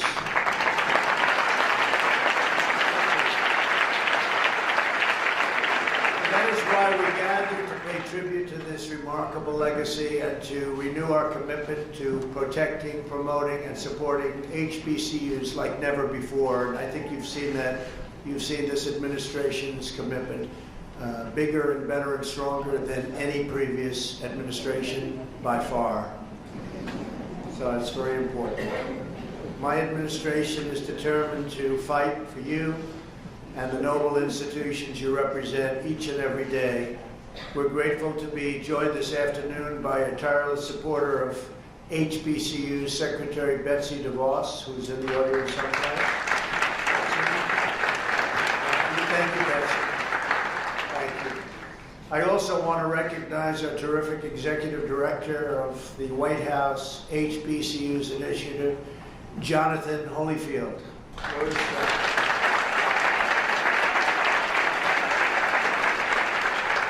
I want to tell you, Evander Holyfield is a friend of mine, and he could fight. You always knew when you went in the ring with Evander, he may be 50 pounds lighter, but you knew it was going to be a tough night out there for you. But it was something. I just spoke with my board of advisors for HBCUs, and let me thank our amazing chairman, Johnny Taylor. Johnny, thank you very much.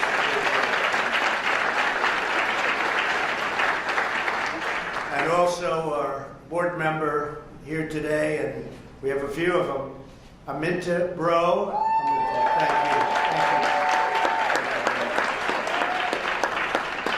you. Phyllis Dawkins. Phyllis, thank you. Great job, Phyllis. Rodney Ellis. Rodney, thank you.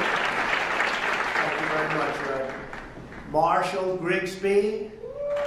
Thank you, Marshall. Thank you. Nicholas Justice. Thank you. Ronald Johnson. Thanks, Ronald. Thank you. Harold Martin. Thank you, Harold Martin. Bernard Milano.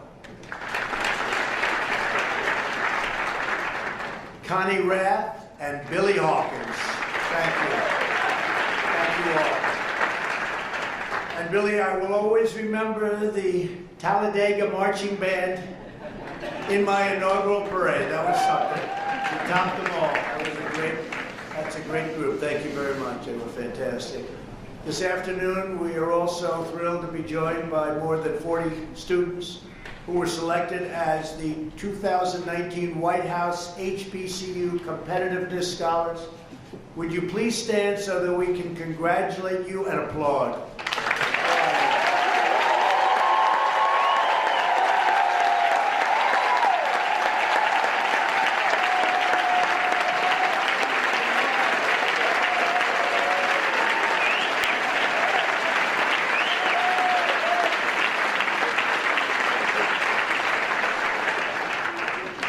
It's all about when you get right down to it, isn't it?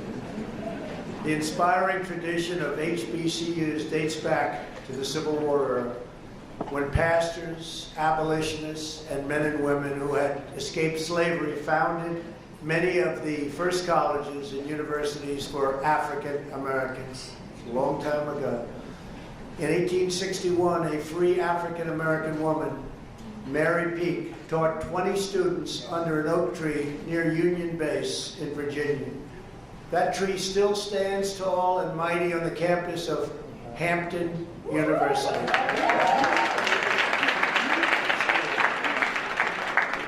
In the face of immense hardship and painful injustice, your schools rose to the very pinnacle of academia, becoming many of America's finest and most acclaimed institutions of higher learning.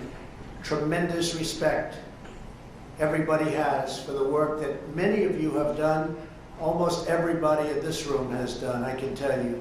HBCU graduates have improved and uplifted every feature of American society. From your halls came great Americans like Booker T. Washington, Rosa Parks, Ida B. Wells, Supreme Court Justice Thurgood Marshall, NASA mathematician Katherine Johnson, acclaimed inventor Lonnie Johnson, Air Force General Daniel James Jr., NFL Hall of Famer Jerry Rice, and legendary coach Eddie Robinson. Eddie Robinson was a good coach. Eddie Robinson won more games than anybody. Is that true? Is that true? I think so. And we have, by the way, we have Scott Turner speaking about good football players. Where's Scott? He's leading such a great charge with the opportunity zones. Thank you, Scott. He's a great gentleman. He works so hard. He's all over the place. I said, where's Scott today? He's at about 6 cities at one time. And the opportunity zones have really caught on. Been incredible. Thank you, Scott. During World War II, Tuskegee University trained the young Americans who would become the legendary Tuskegee Airmen. That was a great group of people. Reverend Martin Luther King Jr. graduated from Morehouse College. That's great. And African-American students helped plan the Montgomery bus boycott in the basement of another HBCU, Alabama State University. Our historically black colleges and universities have always challenged our nation to be better and braver, to do what is right, to dream bigger, aim higher, and always be bolder in pursuit of what is just, decent, and true. HBCUs represent only 3% of America's higher education institutions. You get graduates, 80%, think of that, 80% of African American judges, 40% African American engineers, and more than 50% of African American doctors. That's an incredible statement, from 3% overall to 50% and more. That's an incredible statistic. It's an incredible achievement. My administration is deeply devoted to advancing this amazing legacy of success, commitment, and contribution to our nation. You have never stopped working to improve this country, and you deserve a government. You have to just keep going. You really do deserve a government that never stops working for you, and you never stop working for it. You're amazing people in this room, incredible people, and I congratulate you for it.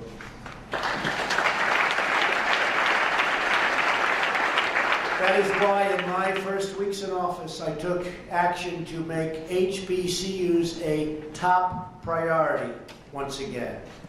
I signed an executive order to move the federal HBCU initiative to the White House, right where it belongs.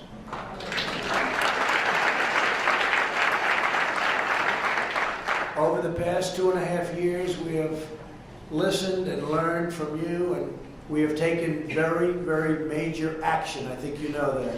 I signed legislation to increase federal funding for HBCUs by a record 13%. That was the highest ever done.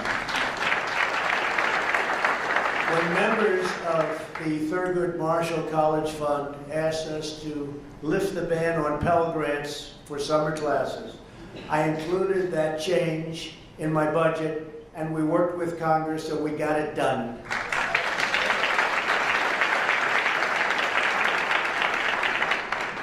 And you know, we had a little opposition to getting that done, I must tell you, but we got it done.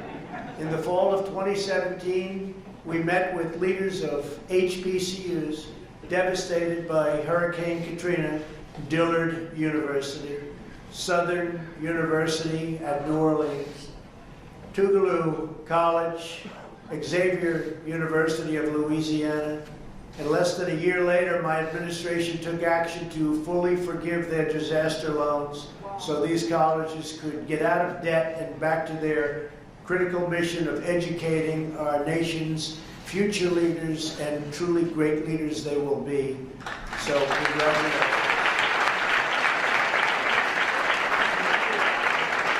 Last year, my administration also worked with UNCF and key members of Congress to provide capital finance loan deferment to 13 HBCUs that presented rigorous plans for growth. In total, over the last 2.5 years, through the capital financing program, we have provided more than $500 million in loans to HBCUs.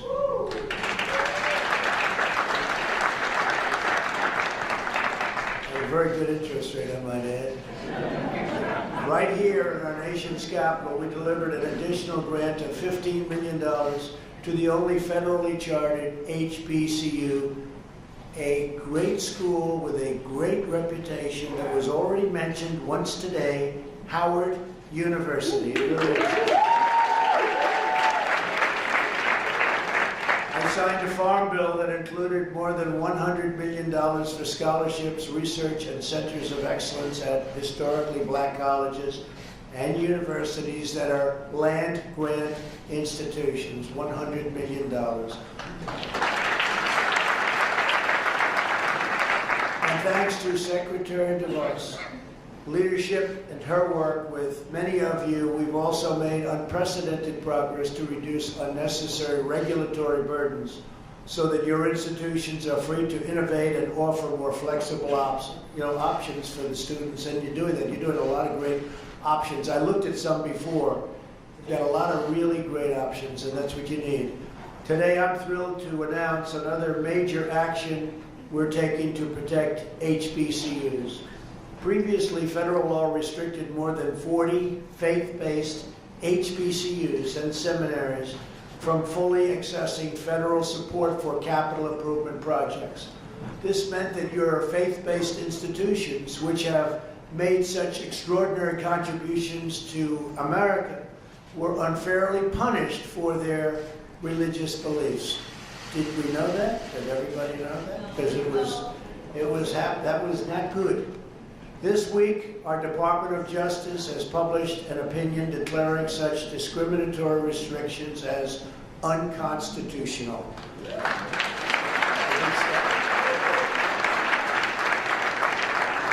From now on, faith-based HBCUs will enjoy equal access to federal support.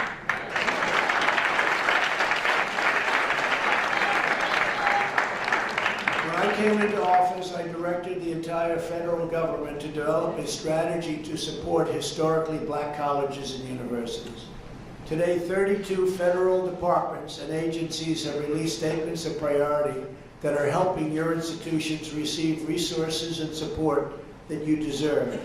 To give just a few examples, NASA is expanding outreach to HBCU students who want to become scientists, engineers, and even astronauts. I don't know about the astronaut. I don't want to be an astronaut. How about you? Does anybody want to be an astronaut? I don't see too many. I see one. There's one brave person over there. That's pretty great, though. But what we've done there is terrific. And for those that do want to be an astronaut and those other wonderful things, it's now possible. The Departments of Labor and Education are working with HBCUs to increase apprenticeship opportunities. Our federal budget also prioritizes HBCUs in our plan to give more students access to state-of-the-art training in high-demand fields such as science, technology, engineering, and math. We want to help each student have the experience they need to get a tremendous job, enjoy a rewarding career, and join our great national effort to rebuild America. That's what we're doing. The fierce dedication to strengthening HBCUs is a core part of my administration's unwavering focus on the project of national renewal. We are working every day to make decisive decisions so that we can really avoid many of the failures of the past. There have been so many failures. It just didn't work. And a lot of that's been our government's fault. They didn't allow it to work.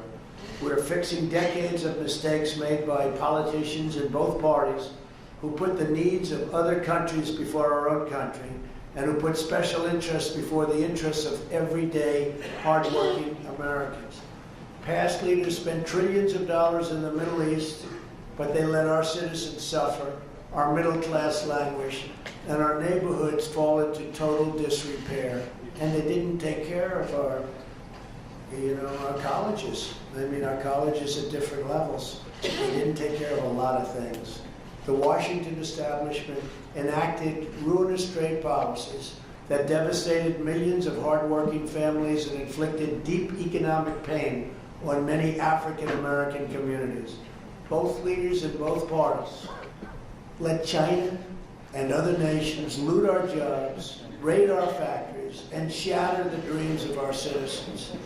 China would take out of our country more than $500 billion a year for many years and steal our intellectual property.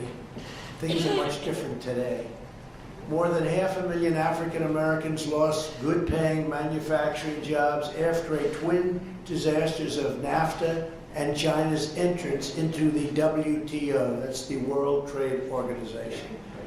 That was when it all began to happen. These were not good deals. You're going to all make better deals than that. You have to promise me when you're up here someday, one of you or two of you or three of you at different times, of course. You'll be up here. We don't do any tries over here, right? But you'll be at different times, but you'll do much better than the past. But under this administration, the era of economic surrender is over.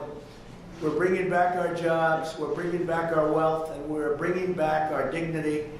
The stock market is getting ready, it seems, to hit the 118th day. We have had 118 records where we hit the highest point. And 3 weeks ago, they were saying recession, recession. They were hoping for recession because maybe that would hurt our chances of doing all of the things that we're doing, but we're getting ready, it looks like, to hit another great milestone, another great all-time stock market record, which to me means jobs more than anything else. Forget about stock prices, it means jobs. After years of building up other countries, we're finally building up our country, standing up for our workers and fighting for our forgotten communities. The first and highest duty of government is to take care of its own citizens. African Americans built this nation through generations of blood, sweat, and tears. And you, like all of our citizens, are entitled to a government that puts your needs, your interests, and your families first.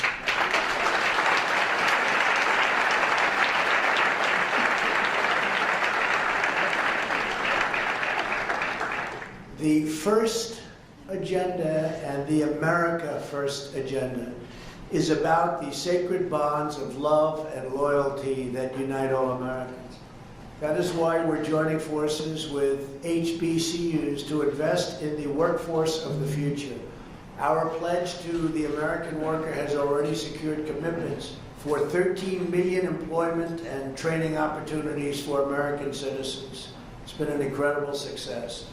We're getting people off of the sidelines and back into the game. Last month alone, nearly 600,000 Americans entered the labor force. You read that just the other day. To unleash small business creation and produce millions of jobs, we passed massive tax cuts and launched a historic regulatory reduction campaign. We cut more regulations than any president in history, even though they've been there for, in many cases, a lot longer than I have. Thanks to these pro-American trade, tax, and regulatory policies, the economy is booming and wages are rising, and our country is very much respected again. Last month, the unemployment rate for African Americans hit yet another all-time historic low. In the history of our country, it's the lowest number we've ever had.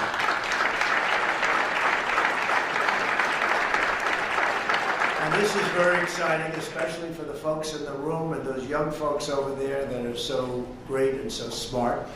African American youth unemployment has reached the lowest rate ever recorded in the history of our country. So in other words, it's a good time to be looking for a job, right? You picked the right time. For the first time ever, most new hires are minorities and predominantly women. So that's a big statement. Most are minorities and women. The African American poverty rate also reached a new record low in the history of our country, the lowest poverty rate. We are, don't know, when I'm on that debate stage with whoever I'm on, these are pretty good numbers still. Who's going to beat these numbers? Please tell me. We're working hard to ensure economic opportunity extends to all Americans, including those who have been released from prison. With employers and educational centers like HBCUs, we are supporting second chance hiring policies so that former inmates get a new shot at life.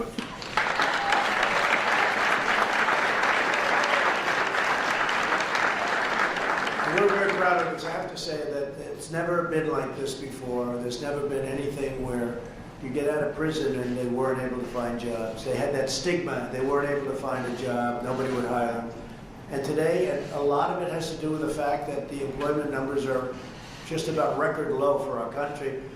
And it's been incredible. The success has been incredible. And the quality has been incredible. So many employers are saying, I wish I knew about this. I would have started it years ago. So it's been an incredible time, and there's never been a time like it as far as people getting out of prison and getting a real shot at life. So we're very proud of that. This is just one more way that we live by those two simple and really crucial rules: buy American and hire American.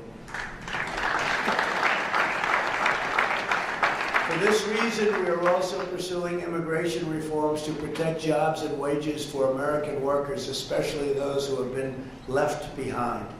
We're fighting to give every parent of every student access to school choice because no American child deserves to be trapped in a failing school. To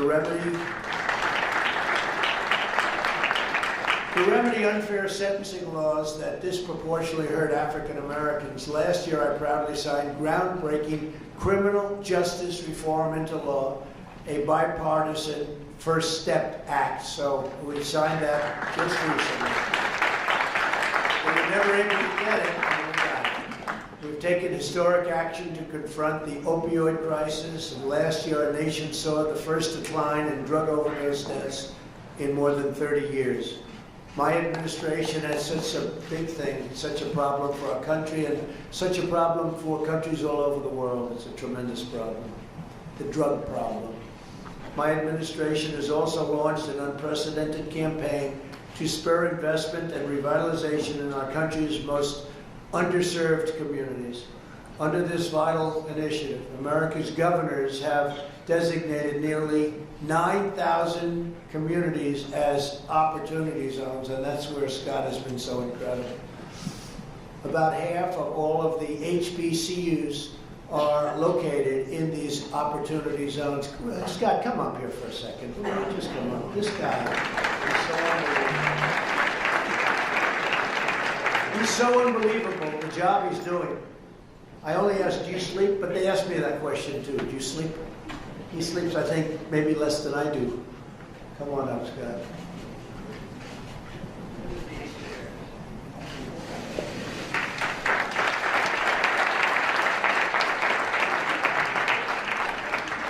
Well, thank you, Mr. President. And very briefly, Opportunity Zones, this initiative called Opportunity Zone is really unprecedented in our nation's history. You take private capital and you partner it with public investment to bring about real revitalization and transformation in our communities.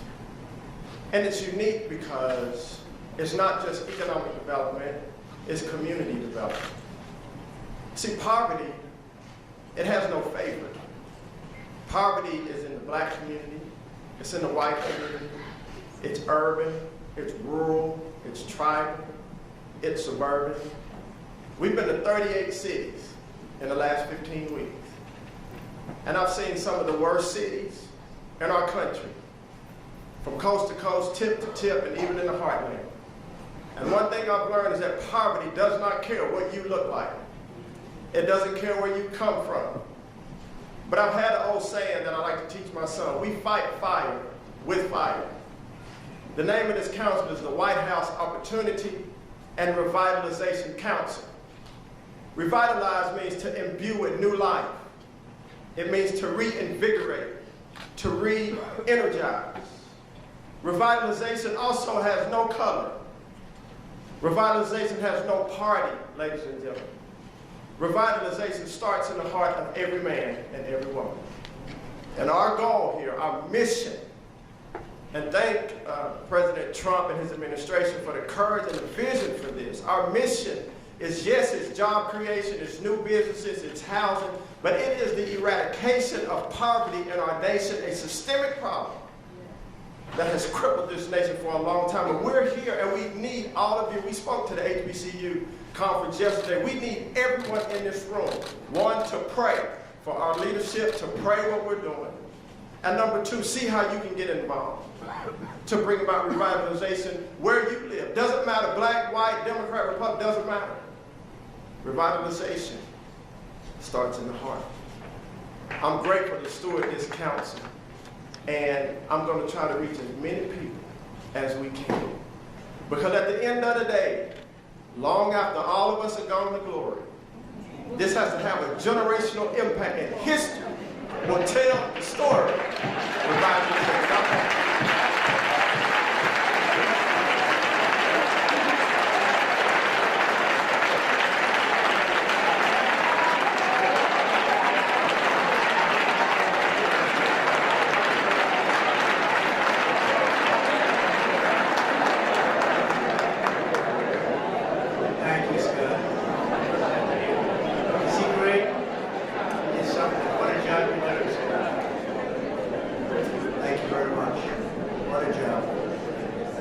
I know that each and every one of you shares the same commitment to improving our communities and building a future of limitless opportunity. For nearly 2 centuries, America's historically black colleges and universities have done exactly that. You've empowered millions of students to thrive in their careers, start a business, own a home, and raise proud, strong, and loving families. That is your magnificent legacy, and that is the mission we are determined to help you carry on. We're right by your side. So together with historically black colleges and universities, we will power this nation to new heights like nobody would have imagined. We will reward hard work and innovation in every field. We will champion freedom, justice, equality, and opportunity for all. We will pursue greatness together as communities, as citizens, and one United States of America. Every day of my presidency will strive to give every child of every background and every race, religion, color, and creed the best chance to reach that beautiful American dream. As we do, I pledge that we will always support the institutions which help make these goals possible. Our nation's wonderful HBCUs. We will never let you down, and we will never stop fighting for you. And I just want to thank everybody for being here today. It's a great honor. God bless you, and God bless America. Thank you very much.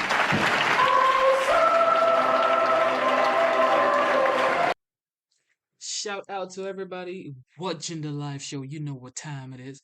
All right, the next one is going to be the Abraham Accords, because some people don't know he actually did that. So let's go ahead and see it.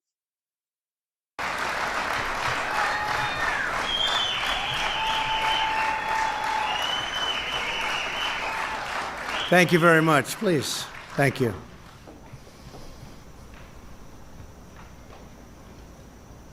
The First Lady and I are honored to welcome to the White House Prime Minister Netanyahu of Israel and Mrs. Netanyahu. Thank you so much. Thank you, Sarah. And Foreign Minister Abdullah bin Zayed, United Arab Emirates, UAE. Thank you very much. And Foreign Minister Abdulaziz Al-Zani of Bahrain. Thank you. Thank you very much. We're here this afternoon to change the course of history. After decades of division and conflict, we mark the dawn of a new Middle East. Thanks to the great courage of the leaders of these 3 countries, we take a major stride toward a future in which people of all faiths and backgrounds live together in peace and prosperity. In a few moments, these visionary leaders will sign the first two peace deals between Israel and the Arab state in more than a quarter century. In Israel's entire history, there have previously been only two such agreements. Now we have achieved two in a single month, and there are more to follow.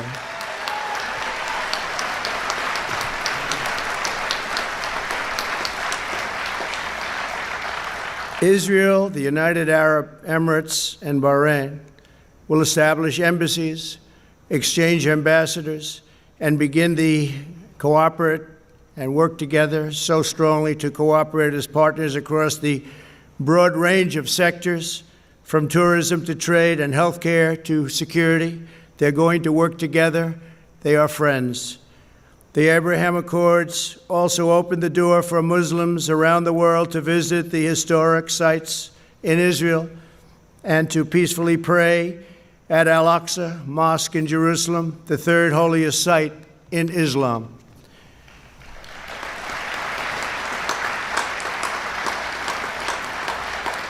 Together, these agreements will serve as the foundation for a comprehensive peace across the entire region, something which nobody thought was possible, certainly not in this day and age, maybe in many decades from now, but one founded on shared interests, mutual respect, and friendship. To our honored guests from Israel, the United Arab Emirates, and Bahrain, congratulations on this outstanding achievement. Congratulations. Fantastic.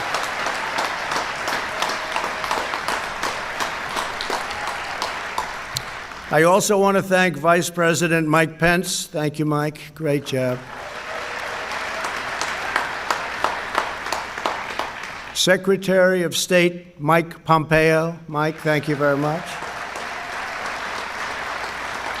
National Security Advisor Robert O'Brien. Robert, thank you. Mr. Jared Kushner. Jared, thank you very much. Ambassador Brian Hook. Thank you very much, Brian. Thank you. Thank you. And Avi Berkowitz. Avi, thank you very much. I also want to give a very special thanks. He's been an incredible ambassador to Israel. David Friedman. That's a very great group of people, great group of patriots. They wanted this to happen so badly. They worked so hard. And again, nobody thought it could happen, and they thought it could happen. They never even doubted it. So I want to thank you all very much. Thank you. For generations, the people of the Middle East have been held back by old conflicts, hostilities, lies, treacheries. So many things held them back. Actually, lies that the Jews and Arabs were enemies and that Al-Aqsa Mosque was under attack. Constantly, they would say it was under attack. These lies, passed down from generation to generation, fueled a vicious cycle of terror and violence that spread across the region and all over the world. These agreements prove that the nations of the region are breaking free from the failed approaches of the past. Today's signing sets history on a new course, and there will be other countries very, very soon that will follow these great leaders.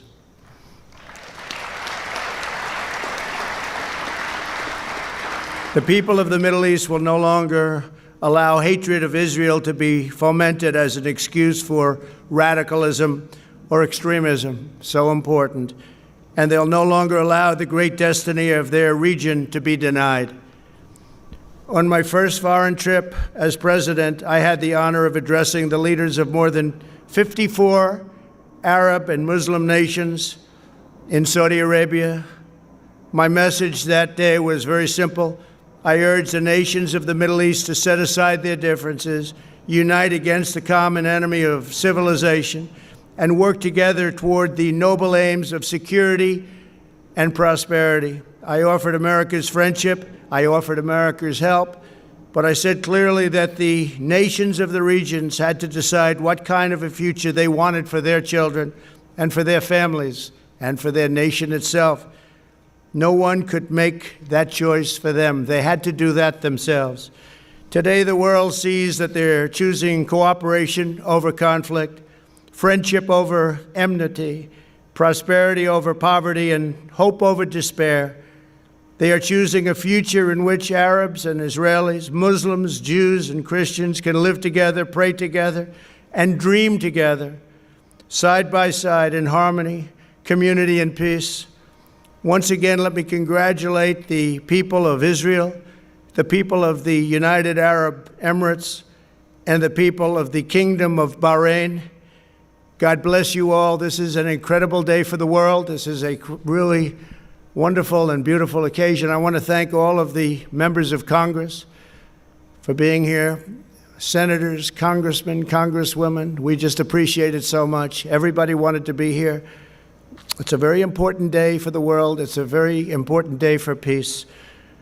Before the parties sign the accords, I'd like to ask Prime Minister Netanyahu to say a few words, followed by the Foreign Minister of the United Arab Emirates and the Foreign Minister of Bahrain. Thank you very much. It's a great honor. Thank you.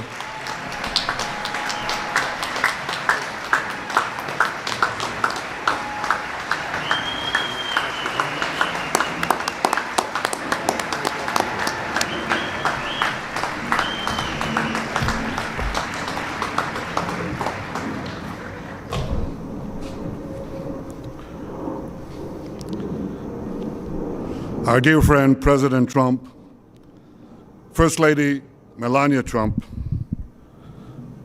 thank you for hosting me, my wife Sarah, and our entire delegation on this historic day. I want to recognize Vice President Pence, Secretary Pompeo, National Security Advisor O'Brien, and other cabinet members, Jared Kushner, Avi Berkowitz, Ambassador Friedman, and other members of the President's able peace team, senators, members of Congress, Israeli Ambassador Ron Dermer, his Emirate and Bahraini counterparts, as well as all the dignitaries gathered here on this sunny day. I want to also express my gratitude for all the Israelis who've worked for years, sometimes in less sunny climes, to bring this date, and I thank each and every one of you. Thank you.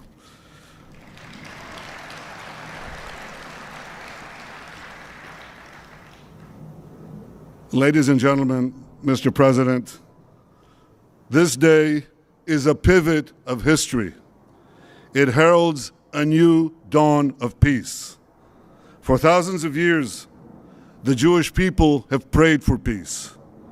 For decades, the Jewish state has prayed for peace. And this is why today we're filled with such profound gratitude. I am grateful to you, President Trump, for your decisive leadership. You have unequivocally stood by Israel's side. You have boldly confronted the tyrants of Tehran. You've proposed a realistic vision for peace between Israel and the Palestinians. And you have successfully brokered the historic peace that we are signing today, a peace that has broad support in Israel, in America, in the Middle East, indeed in the entire world.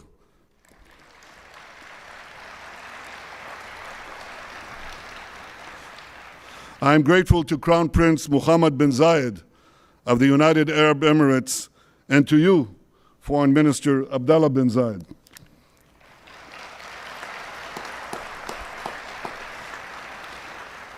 I thank you both for your wise leadership and for working with the United States and Israel to expand the circle of peace. I am grateful to King Hamad of Bahrain and to you, Foreign Minister Abdul Latif Al-Zayani, for joining us in bringing hope to all the children of Abraham.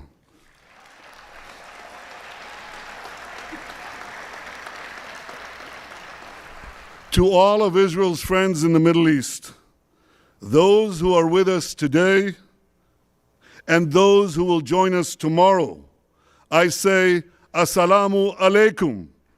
Peace unto thee. Shalom. And you have heard from the President that he is already lining up more and more countries. This is unimaginable a few years ago, but with resolve, determination, a fresh look at the way peace is done, this is being achieved. Thank you, Mr. President.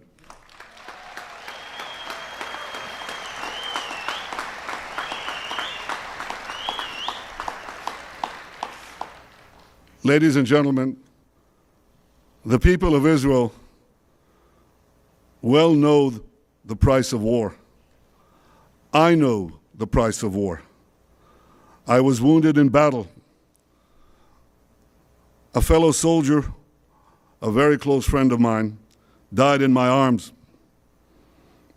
My brother Yoni lost his life while leading his soldiers to rescue hostages held by terrorists at Entebbe.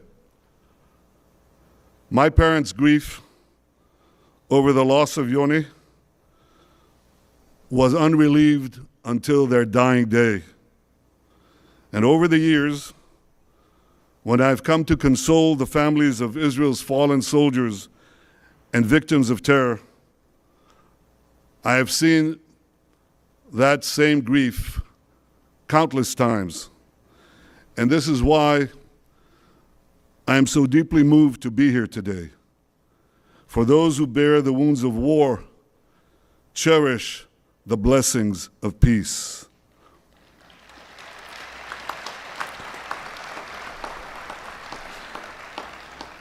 And the blessings of the peace we make today will be enormous.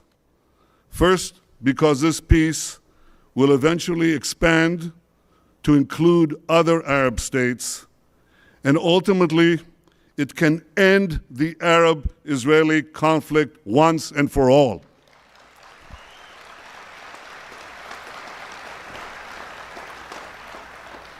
Second, because the great economic benefits of our partnership will be felt throughout our region, and they will reach every one of our citizens.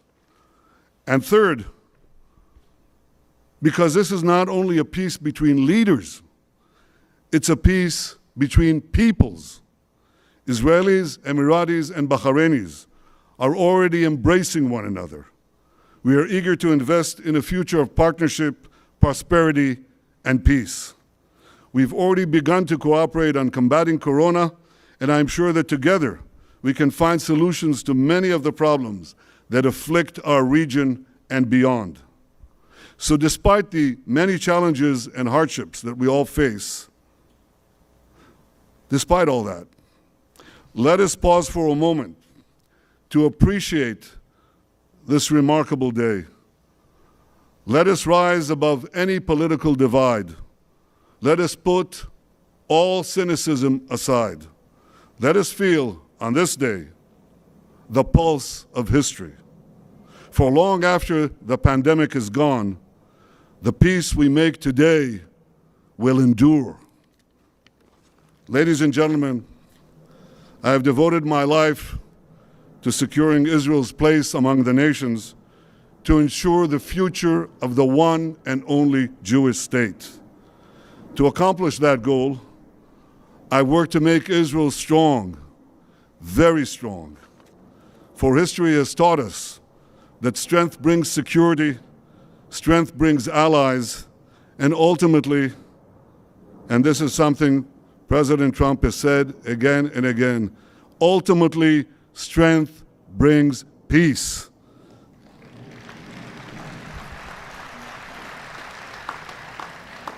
King David expressed this basic truth thousands of years ago in our eternal capital, Jerusalem. His prayer, immortalized in the book of Psalms in the Bible, echoes from our glorious past and guides us towards a brilliant future. Adonai oz le'amo yiten, Adonai yevarech et amo b'shalom. May God give strength to his people. May God bless his people with peace. Mr. President, distinguished guests, this week is Rosh Hashanah, the Jewish New Year. And what a blessing we bring to this new year. A blessing of friendship, a blessing of hope, a blessing of peace. Thank you.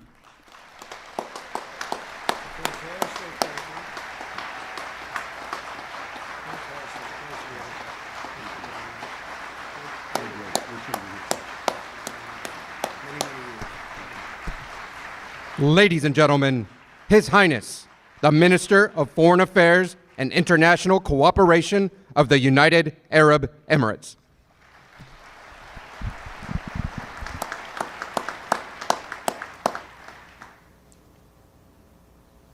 Mr. President, Mr. Prime Minister, and my friend Abdulatif Zayani, distinguished guests, Assalamu alaikum wa rahmatullahi wa barakatuh. Let me start by conveying the best regards of the UAE people and the leadership, and especially of Sheikh Mohammed bin Zayed, to you, Mr. President, and everyone gathered here today. I'll continue my speech in Arabic, and I'm sure there will be translation to that. أقف اليوم أمد يد سلام وأستقبل يد سلام. نقول في ديننا الإسلامي: اللهم أنت السلام ومنك السلام. فالبحث عن السلم مبدأ أصيل، ولكن المبادئ تتحقق فعلا عندما تتحول إلى أفعال.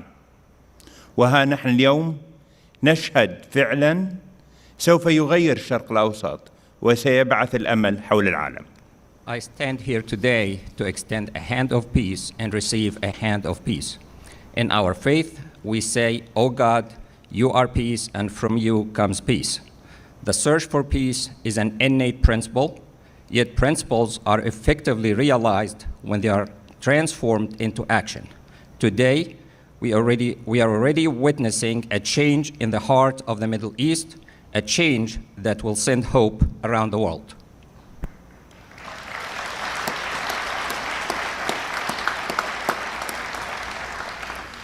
لم تكن هذه المبادرة ممكنة لولا جهود فخامة الرئيس الأمريكي دونالد ترامب وفريقه الذي سعى بجد وإخلاص لنصل إلى هنا.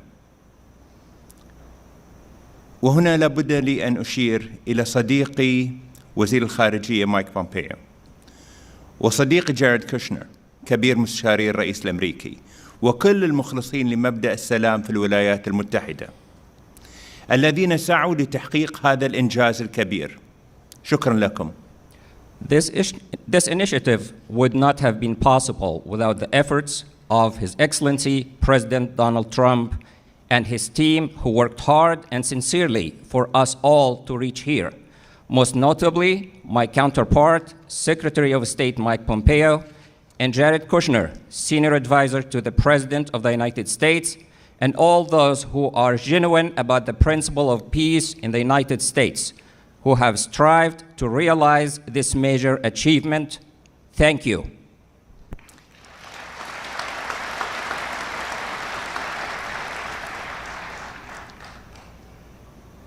دولة رئيس الوزراء الإسرائيلي بنجامين نتنياهو، شكرا لك على اختيارك السلام ووقف ضم الأراضي الفلسطينية، مما يعزز إرادتنا المجتمعة لتحقيق مستقبل أفضل للأجيال القادمة. Your Excellency, Prime Minister Benjamin Netanyahu, Prime Minister of the State of Israel, thank you for choosing peace and for halting the annexation of Palestinian territories, a decision that reinforces our shared will to achieve a better future for generations to come. سادة الحضور، نشهد اليوم فكرا جديدا سيخلق مسارا أفضل لمنطقة الشرق الأوسط، فمعاهدة السلام هذه تعد إنجازا تاريخيا لكل من الولايات المتحدة الأمريكية ودولة إسرائيل ودولة الإمارات. لن يتوقف أثرها الإيجابي، بل إننا نؤمن بأن ثمارها ستنعكس على المنطقة بأسرها، فكل خيار غير السلام سيعني دمار وفقر ومعاناة إنسانية. إن هذه الرؤية الجديدة التي بدأت تتشكل باجتماعنا اليوم لمستقبل منطقة مليئة بالطاقات الشابة ليست شعاراً نرفعه من أجل مكاسب سياسية، فالجميع يتطلع إلى خلق مستقبل أكثر استقرار وازدهار. Ladies and gentlemen, we are witnessing today a new trend that will create a better path for the Middle East. This peace accord, which is a historic achievement for the United States of America, the State of Israel, and the United Arab Emirates, will continue to have a positive impact, as we believe that its reverberations will be reflected on the entire region. Every option other than peace would signify destruction, poverty, and human suffering. This new vision, which is beginning to take shape as we meet today for the future of the region, full of youthful energy, is not a slogan that we raise for political gain, as everyone looks forward to creating a more stable, prosperous, and secure future.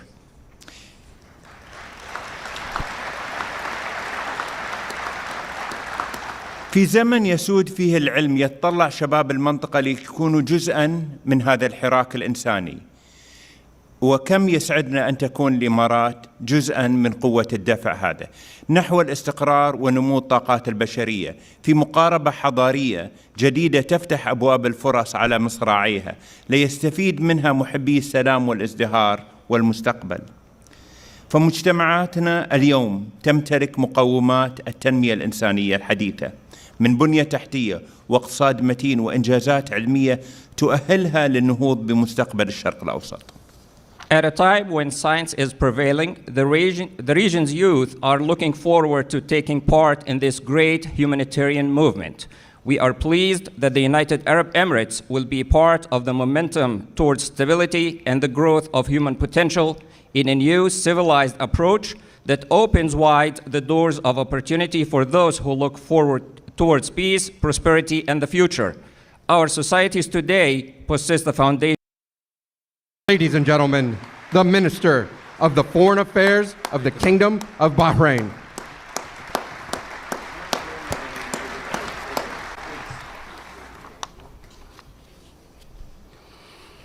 Mr. President, the First Lady, Prime Minister, Your Highness, ladies and gentlemen, good afternoon. Today is a truly historic occasion, a moment of hope and opportunity for all the peoples of the Middle East, and in particular for the millions in our younger generations. The declaration supporting peace between the Kingdom of Bahrain and the State of Israel is an historic step on the road to genuine and lasting peace, security, and prosperity across the region, and for all who live there, regardless of religion, sect, ethnicity, or ideology.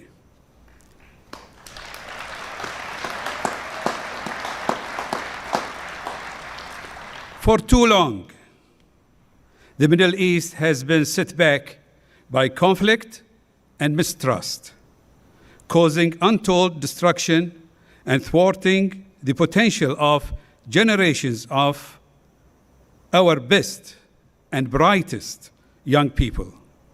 Now, I'm convinced we have the opportunity to change that. Today's declaration was made possible by the vision, courage, and commitment of His Majesty King Hamad bin Isa Al Khalifa, who, supported by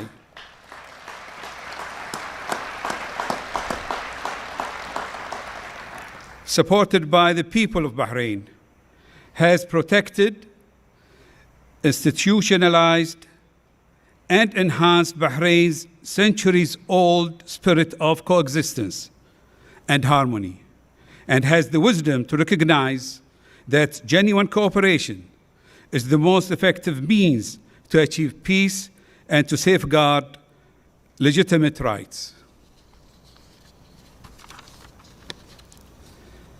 Thank you, Your Majesty, for this vision of peace for the region based on trust, respect, and understanding between all faiths, races, and nations. To our brothers in the United Arab Emirates, I congratulate you on your own momentous peace accord being signed today with Israel. His Highness Sheikh Mohammed bin Zayed has shown great leadership and foresight to make peace possible and secure a brighter future for our region.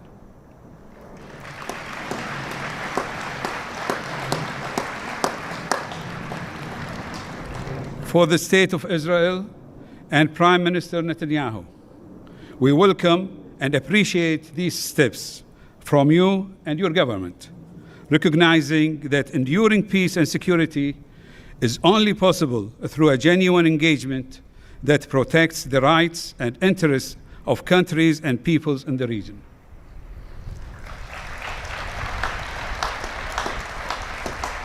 In particular, I want to express my deep appreciation to President Donald Trump.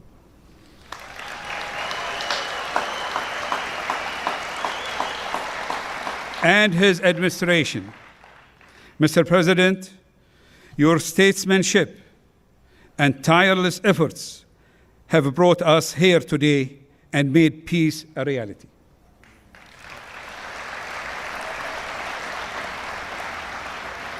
And to Secretary Pompeo, Senior Advisor Jared Kushner, and Special Representative Avi Brikovitz,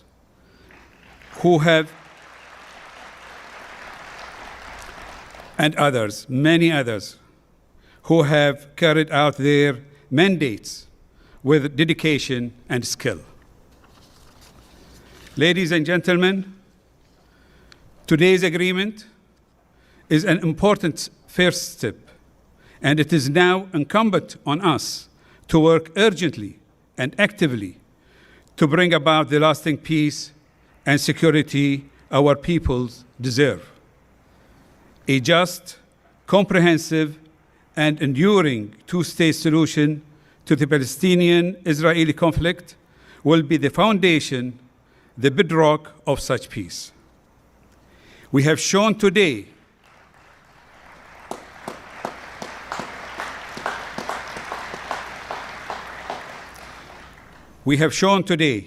that such a path is possible, even realistic. What was only dreamed of a few years ago is now achievable, and we can see before us a golden opportunity for peace, security, and prosperity for our region. Let us, together and with our international partners, waste no time in seizing it. Thank you.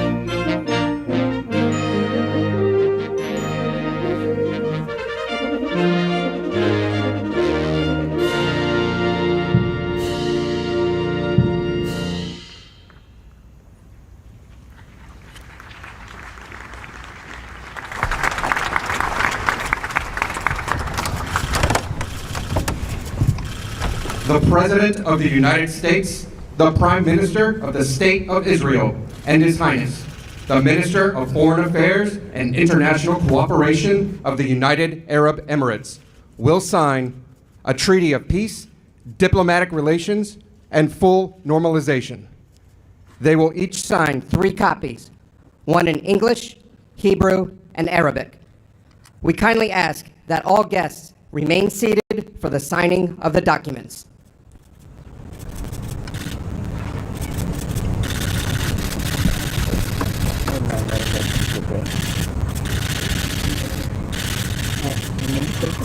Can you be helpful here and tell me your mind?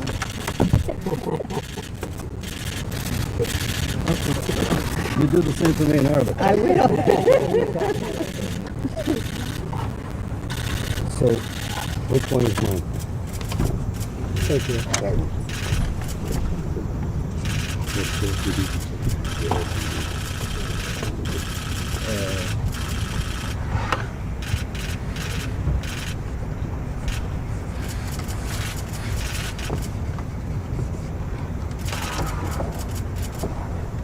That would be easiest. It's easiest.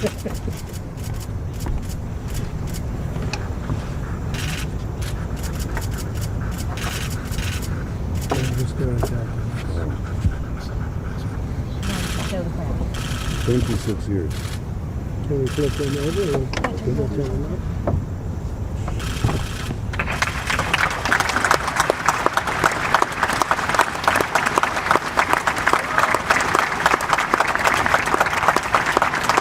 You understand that? Yeah.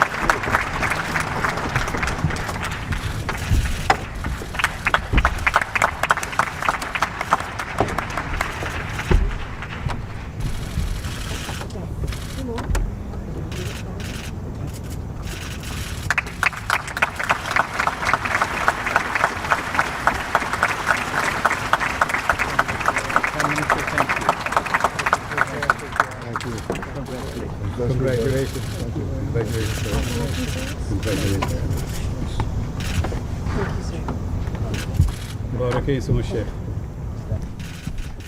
the President of the United States, the Prime Minister of the State of Israel, and the Minister of the Foreign Affairs of the Kingdom of Bahrain will now sign the Declaration of Peace. They will each sign 3 copies, one in English, Hebrew, and Arabic. We kindly ask that all guests remain seated for the signing of the documents.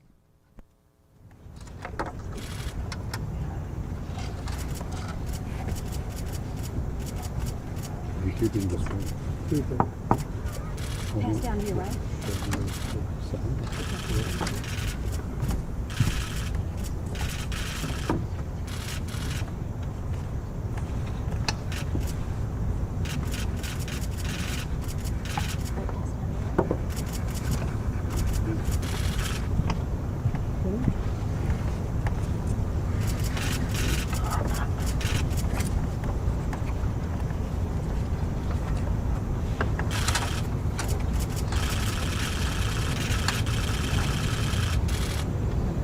Think we're done?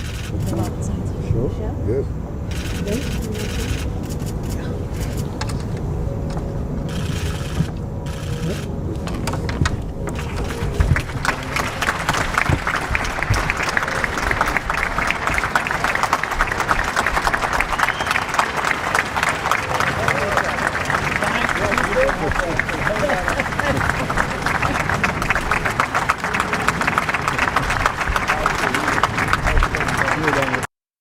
Yo, this is legendary, guys. Just watching this, seeing how much he put into making sure that there was peace around the world. And people are gonna say this man is a dictator, is not, is not. For the world is not a good person, is a con man. How? How is he a con man when he wants peace? How is he a bad person when he wants peace? I don't know, man. Smash the like button, subscribe to the channel. Shout out to tonight's moderator, Amanda, and my boy Man Flips. You know what time it is. Everybody watching the live show. Dave Anderson, J No Cap, 2 p.m. American Muscle, Warrior Life, Hayes. God bless you guys, man. All right, next video. Of the warrior.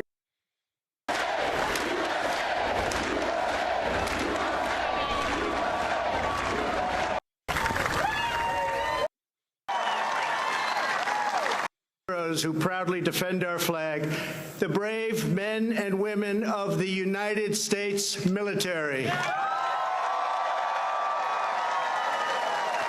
We are pleased to have with us Vice President Mike Pence and his wonderful wife, Karen. We're also joined by many hardworking members of Congress, Acting Secretary of Defense Mark Esper, and many other members of my cabinet, and also the Chairman of the Joint Chiefs of Staff, General Joe Dunford. Thank you. Thank you. Thank you. Lieutenant General Daniel Hawkinson of the National Guard, and distinguished leaders representing each branch of the United States Armed Forces, the Army, Navy, Air Force, Coast Guard, Marines, and very soon, the Space Force.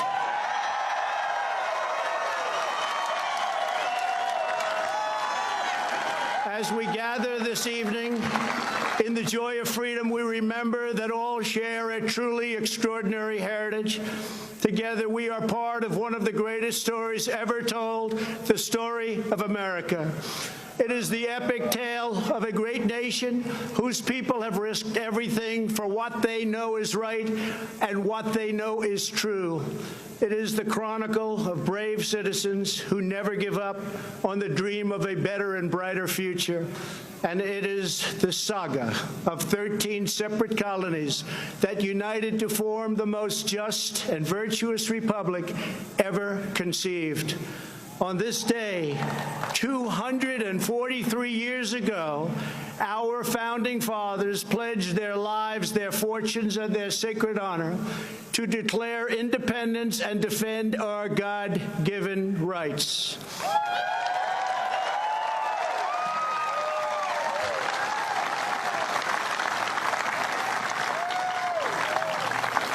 Thomas Jefferson wrote the words that forever changed the course of humanity.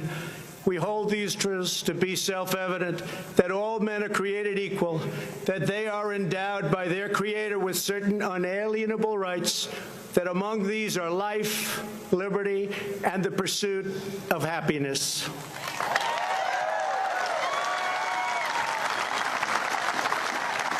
With a single sheet of parchment and 56 signatures, America began the greatest political journey in human history. But on that day, the patriots who would determine the ultimate success of the struggle were 100 miles away in New York. There, the Continental Army prepared to make its stand, commanded by the beloved General George Washington.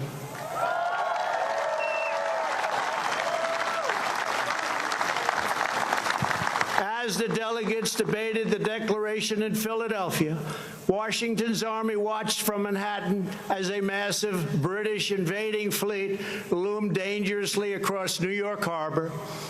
The British had come to crush the revolution in its infancy. Washington's message to his troops laid bare the stakes.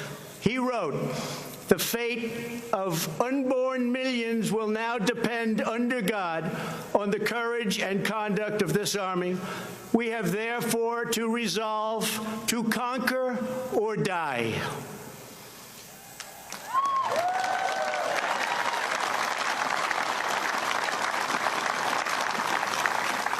Days later, General Washington ordered the Declaration read aloud to the troops. The assembled soldiers just joined an excited crowd running down Broadway. They toppled the statue of King George and melted it into bullets for battle. The faraway king would soon learn a timeless lesson about the people of this majestic land. Americans love our freedom, and no one will ever take it away from us.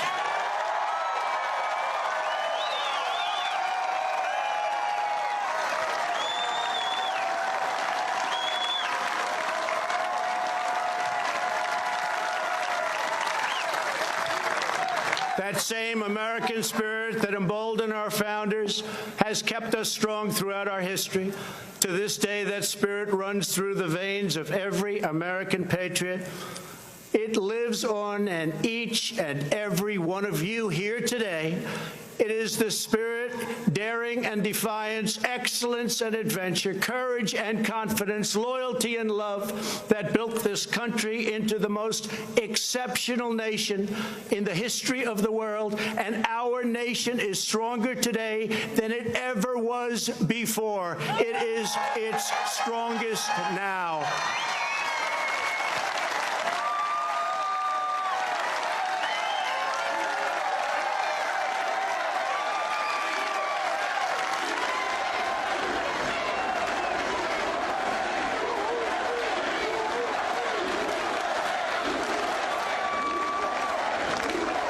That same righteous American spirit forged our glorious Constitution. That rugged American character led the legendary explorers Lewis and Clark on their perilous expedition across an untamed continent. It drove others to journey west and stake out their claim on the wild frontier. Devotion to our founding ideals led American patriots to abolish the evil of slavery, secure civil rights, and expand the blessings of liberty to all Americans.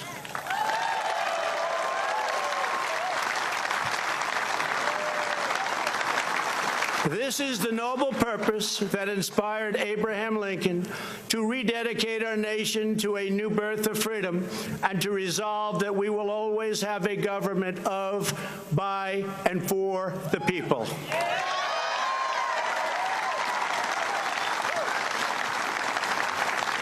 Our quest for greatness unleashed a culture of discovery that led Thomas Edison to imagine his light bulb, Alexander Graham Bell to create the telephone, the Wright brothers to look to the sky and see the next great frontier. For Americans, nothing is impossible.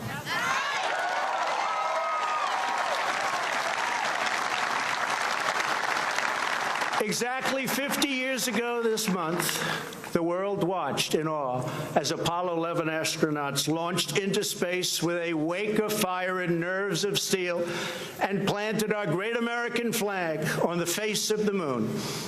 Half a century later, we are thrilled to have here tonight the famed NASA flight director who led mission control during that historic endeavor, the renowned Gene Kranz.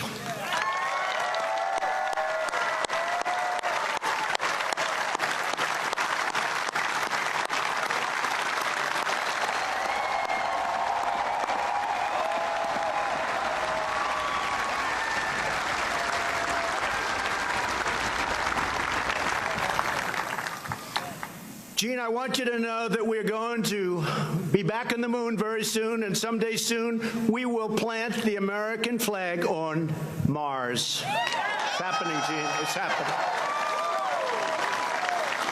Our nation's creativity and genius lit up the lights of Broadway and the sound stages of Hollywood. It filled the concert halls and airwaves around the world with the sound of jazz, opera, country, rock and roll, and rhythm and blues. It gave birth to the musical, the motion picture, the Western, the World Series, the Super Bowl, the skyscraper, the suspension bridge, the assembly line, and the mighty American automobile. It led our citizens to push the bounds of medicine and science to save the lives of millions. Here with us this evening is Dr. Emanuel Freireich. When Emanuel began his work, 99% of children with leukemia died. Thanks largely to Dr. Freireich's breakthrough treatments, Currently, 90% of those with the most common childhood leukemias survive. Doctor, you are a great American hero. Thank you.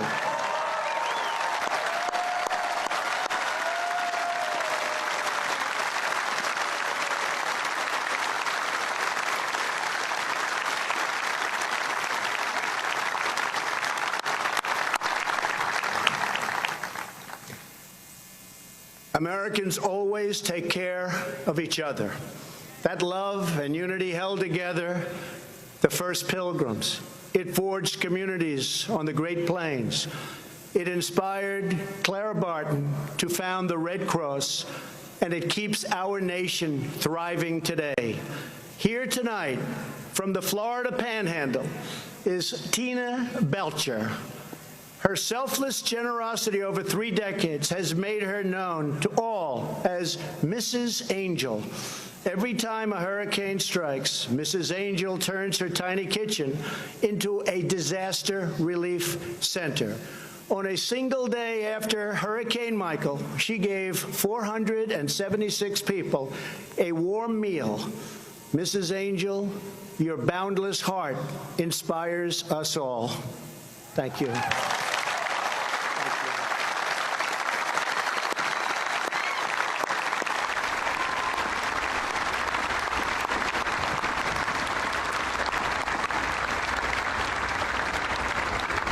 Thank you very much. From our earliest days, Americans of faith have uplifted our nation. This evening, we are joined by Sister Deirdre Byrne. Sister Byrne is a retired Army surgeon who served for nearly 30 years. On September 11, 2001, the sister raced to ground zero. Through smoke and debris, she administered first aid and comfort to all. Today, Sister Byrne runs a medical clinic serving the poor in our nation's capital. Sister, thank you for your lifetime of service. Thank you.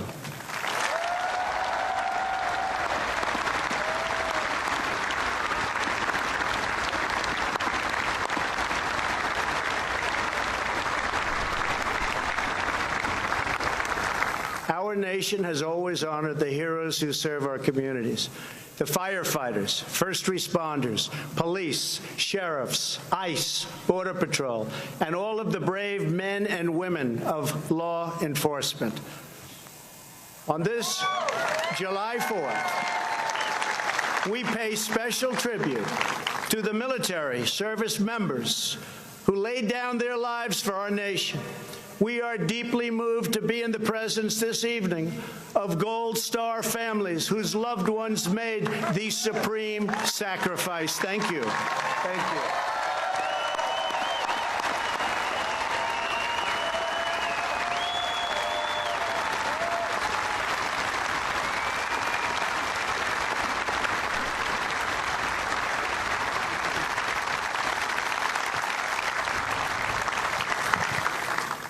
Thank you very much. Throughout our history, our country has been made ever greater by citizens who risked it all for equality and for justice.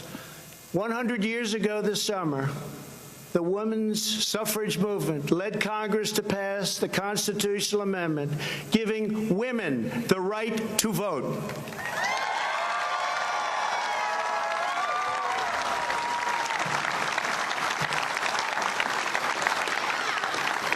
In 1960, a thirst for justice led African-American students to sit down at the Woolworth lunch counter in Greensboro, North Carolina. It was one of the very first civil rights sit-ins, and it started a movement all across our nation. Clarence Henderson was 18 years old when he took his place in history. Almost 6 decades later, he is here tonight in a seat of honor. Clarence, thank you for making this country a much better place for all Americans.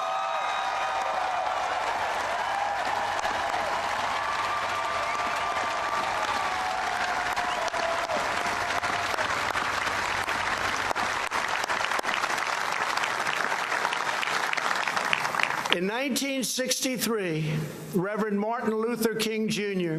stood here on these very steps and called on our nation to live out the true meaning of its creed and let freedom ring for every citizen all across our land.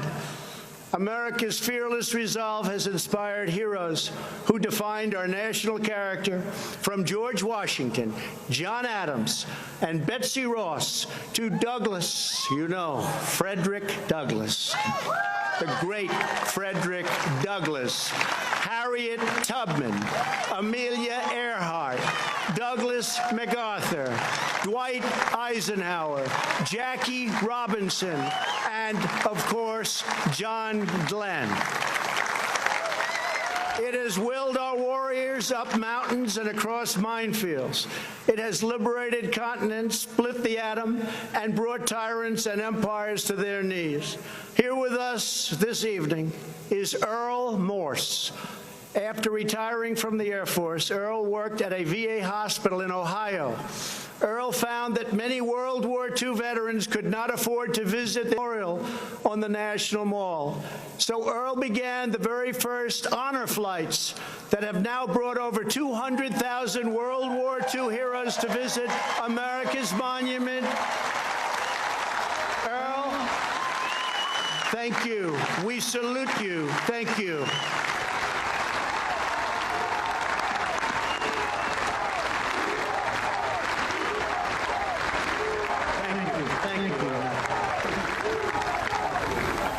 Thank you. Our warriors from a hallowed roll call of American patriots running all the way back to the first souls who fought and won American independence. Today, just as it did 243 years ago, the future of American freedom rests on the shoulders of men and women willing to defend it. We are proudly joined tonight by heroes from each branch of the U.S. Armed Forces, including 3 recipients of the Congressional Medal of Honor. Thank you.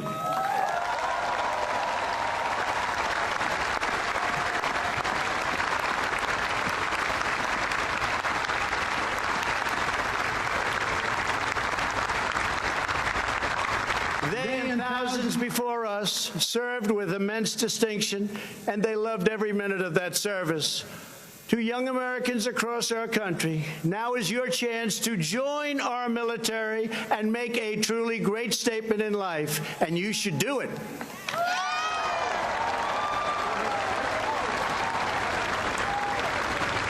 We will now begin our celebration of the United States Armed Forces, honoring each branch's unique culture, rich history, service song, and distinct legacy. I invite Acting Secretary, please, Mark Esper, Secretary of Defense, and Chairman Dunford, Head of the Joint Chiefs of Staff, please join me.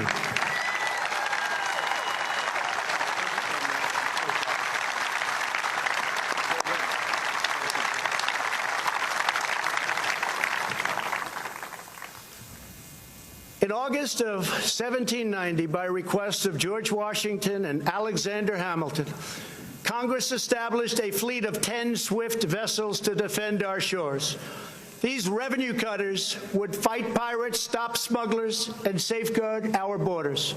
They are the ancestors of our faithful Coast Guard.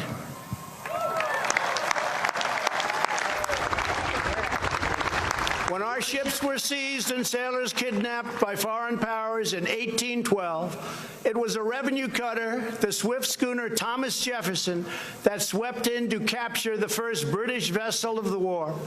In 1897, when 265 whalers were trapped in ice and the ice fields of Alaska were closing up, courageous officers trekked 1,500 miles through the frozen frontier to rescue those starving men from certain death. In 1942, the Coast Guard manned landing craft for invasions in the Pacific.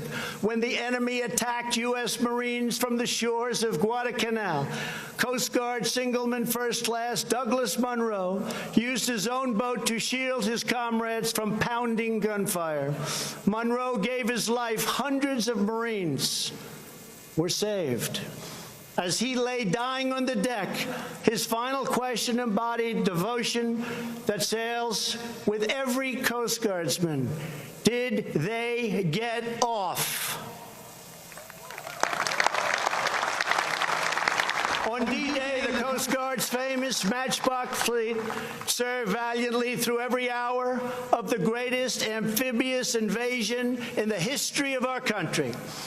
One coxswain said the water boiled with bullets like a mud puddle in hailstorm, but still the Coast Guard braved death to put our boys on Utah and Omaha beaches.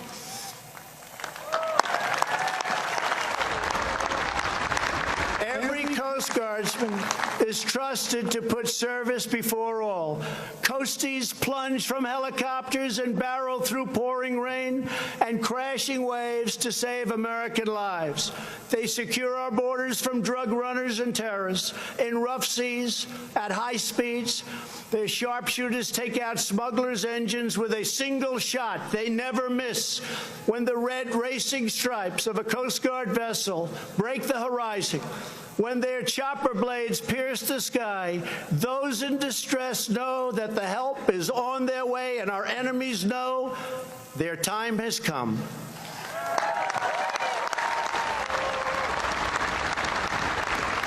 These guardians of our waters stand semper paratus. They are always ready. They are the United States Coast Guard.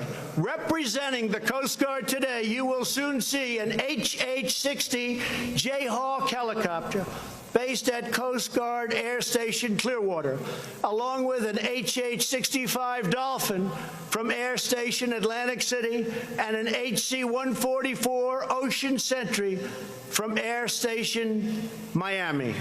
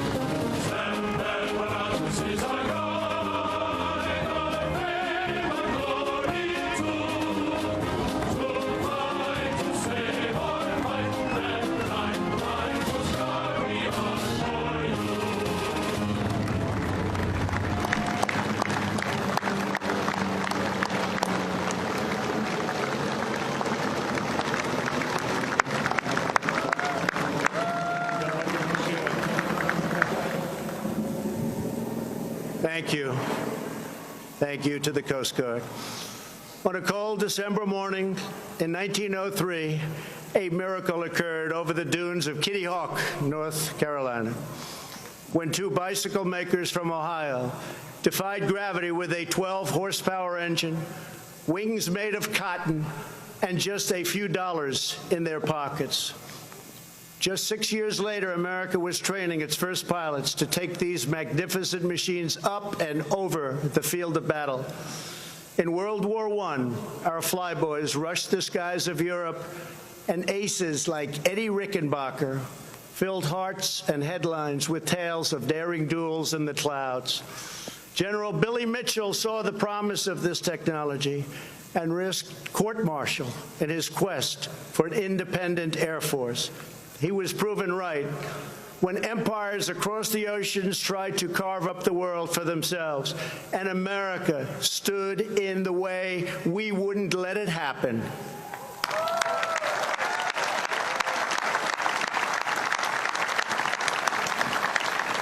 After Pearl Harbor, Lieutenant Colonel James Doolittle and his raiders flew B-25 bombers off a carrier deck in the deep Pacific in a daring feat of American resolve. And as President Roosevelt said, the Nazis built a fortress around Europe, but they forgot to put a roof on it.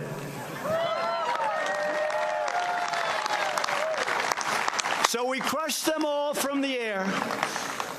177 Liberator bombers flew dangerously low through broad daylight without fighter protection to cripple the Nazi war machine at Ploiesti.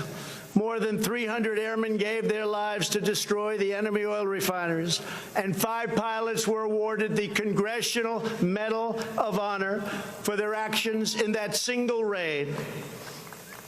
It was Airman Chuck Yeager who first broke the sound barrier. It was airmen like Gus Grissom and Buzz Aldrin who traded their Sabre jets for rockets to the stars. And it is our incredible airmen today who wield the most powerful weapon systems on the planet Earth. For over 65 years, no enemy air force has managed to kill a single American soldier because the skies belong to the United States of America.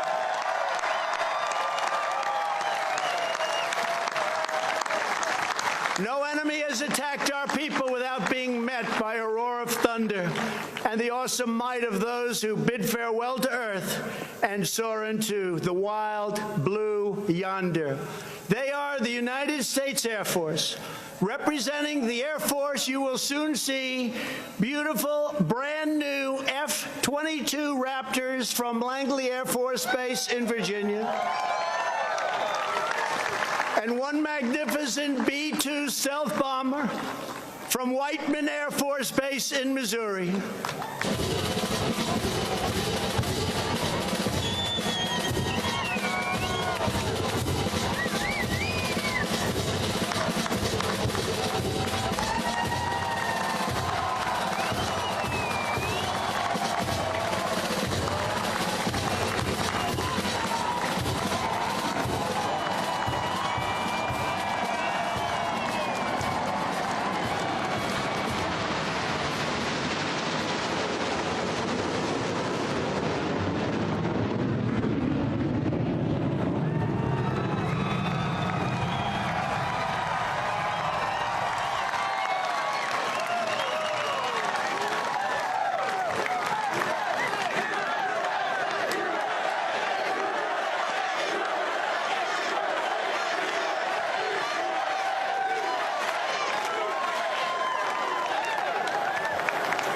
What a great country.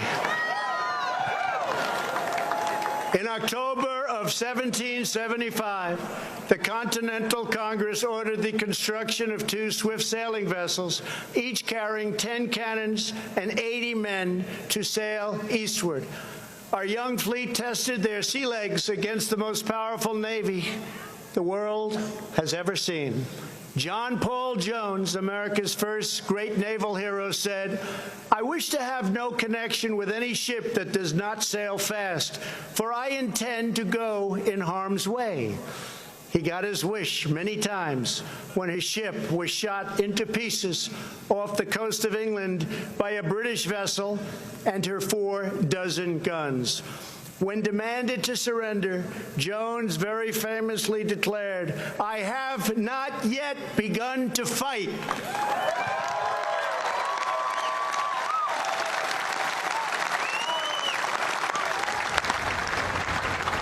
When our Navy begins fighting, they finish the job. The War of 1812, Captain James Lawrence fell with his brothers on the USS Chesapeake. His dying command gained immortality. Don't give up the ship. In the Battle of Mobile Bay, Admiral Admiral David Farragut lashed himself to the rigging of his flagship to see beyond the cannon smoke, crying, "Damn the torpedoes, full speed ahead." In World War II, it was aviators launched from the carrier Enterprise, Hornet, Yorktown, who filled the skies of Midway and turned the tide of the Pacific War. Nobody could beat us. Nobody could come close. On D-Day, CB engineers came ashore to destroy blockades and barriers, making way for the invasion. Many lost their lives, but they took the German defenses with them, and our men crushed upon the beaches like a mighty storm. From the naval demolition units of World War II arose a force that became famous in the Mekong Delta. They don't want to see our force again. The very best of the very best, the Navy SEALs.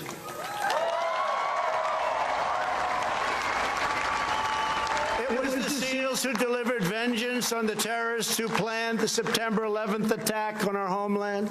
It was the SEALs who stand ready to bring righteous retribution in mountain, jungle, desert to those who do us harm. America's sailors are not born. They are forged by the sea.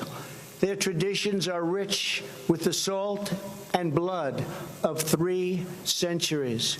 When Old Glory crests the waves of foreign shores, every friend and every foe knows that justice sails those waters. It sails with the United States Navy.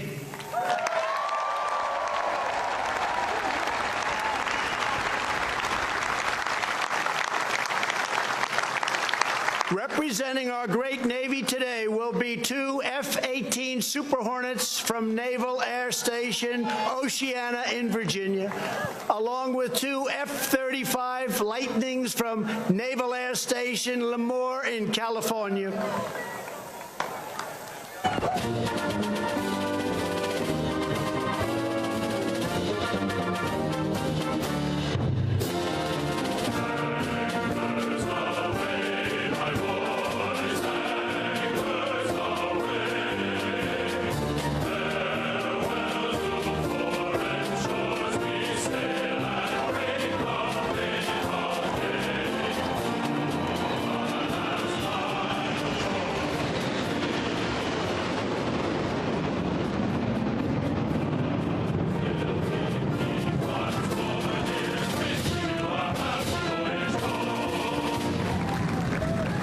So great.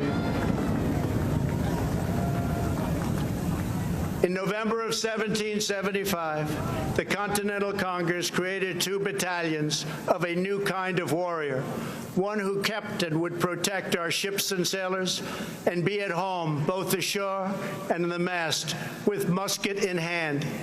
Their versatility was proven in the War of Independence when 234 Continental Marines conducted their first amphibious raid, capturing the British supply of gunpowder and cannons at Fort Nassau. Ever since, Marines have fought in every American war. Their legend has grown and grown and grown with each passing year. It was the Marines who won America's first overseas battle, vanquishing Barbary pirates on the shores of Tripoli. Their high, stiff collar, which shielded them from the pirate's sword, earned them the immortal name Leatherneck.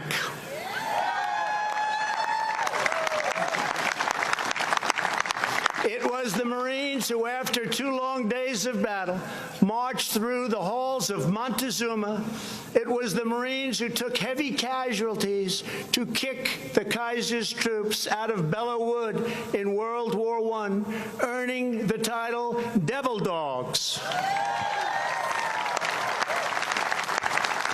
And it was the Marines who raised the flag on the black sands of Iwo Jima.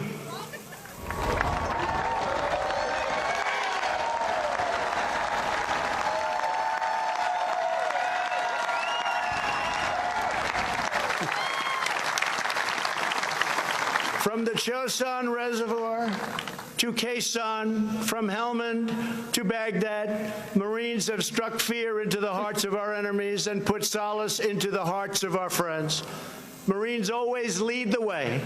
After the 1983 Marine barracks bombing in Beirut, which claimed the lives of 241 great U.S. servicemen, Marine Sergeant Jeffrey Nashton lay in bandages, so badly wounded, barely alive. When the Commandant of the Marine Corps came to visit his hospital, Sergeant Nashton had to feel for the general's collar. He wanted to feel his 4 stars. He could not see and he could not speak.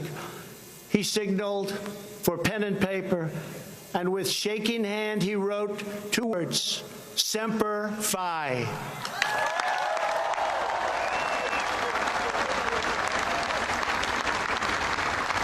That motto, Semper Fidelis, always faithful, burns in the soul of every Marine, a sacred promise the Corps has kept since the birth of our country. They are the elite masters of air and land and sea on battlefields all across the globe. They are the United States Marines.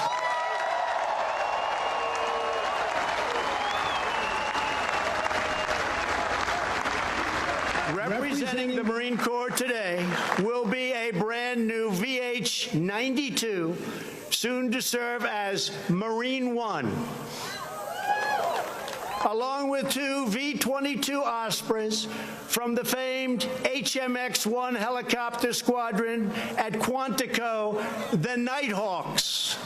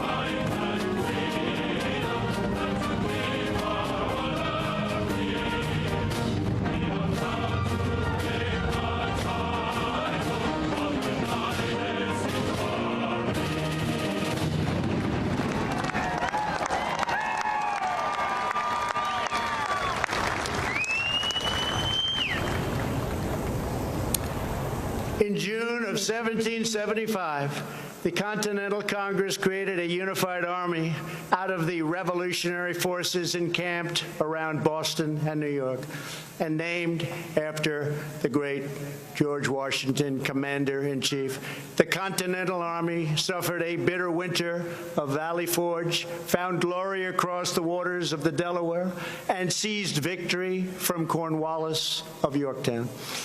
Our Army manned the airport. It ran the ramparts. It took over the airports. It did everything it had to do. And at Fort McHenry, under the rocket's red glare, it had nothing but victory. And when dawn came, their star-spangled banner waved defiant.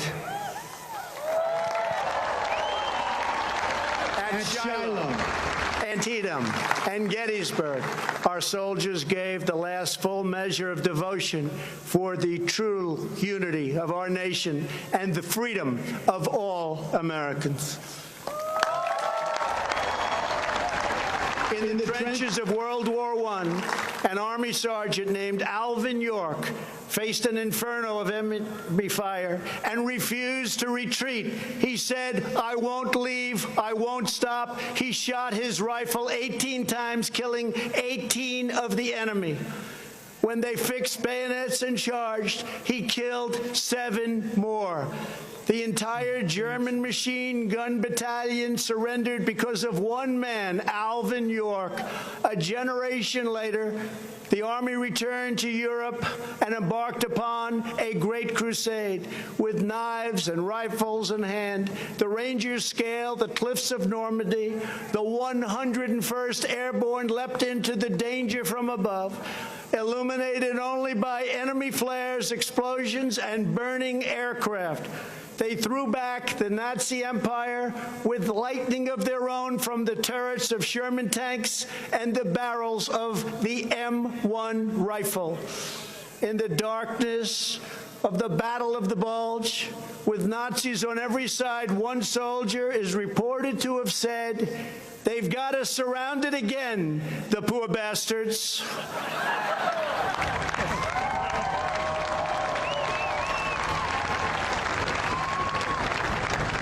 Outnumbered, American warriors fought through the bunkers of Pork Chop Hill and held the line of civilization in Korea.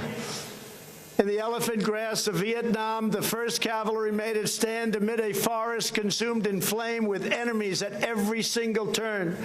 The Army brought America's righteous fury down to al-Qaeda in Afghanistan and cleared the bloodthirsty killers from their caves.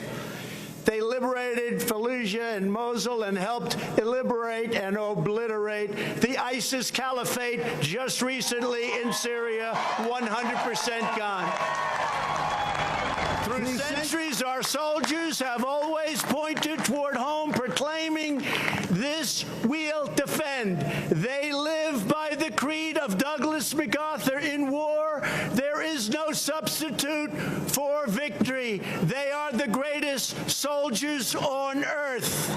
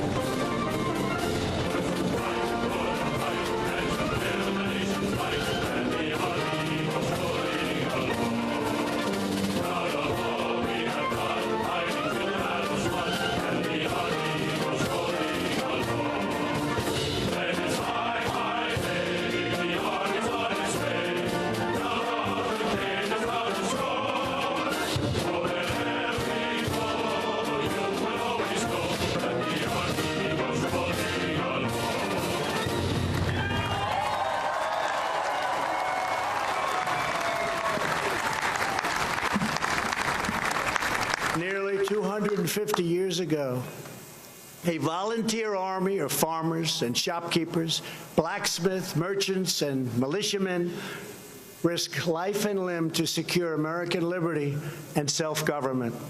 This evening, we have witnessed the noble might of the warriors who continue that legacy. They guard our birthright with vigilance and fierce devotion to the flag and to our great country. Now we must go forward as a nation with that same unity of purpose. As long as we stay true to our course, as long as we remember our great history, as long as we never, ever stop fighting for a better future, then there will be nothing that America cannot do.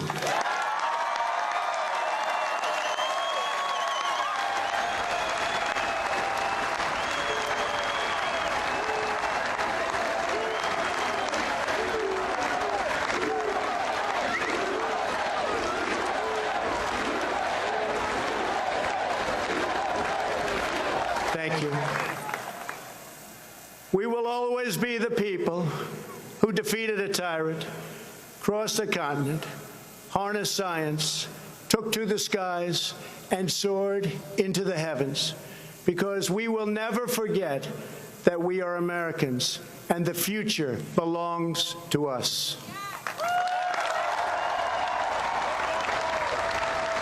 The future belongs to the brave, the strong, the proud, and the free. We are one people chasing one dream and one magnificent destiny. We all share the same heroes, the same home, the same heart, and we are all made by the same Almighty God.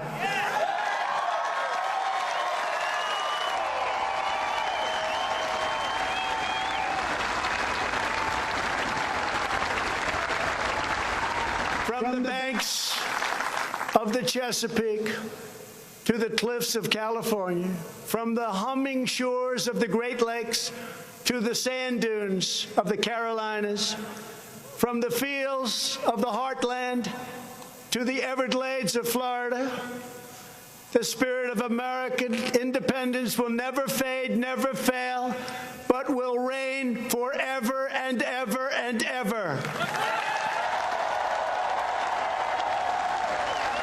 So once more, to every citizen throughout our land, have a glorious Independence Day.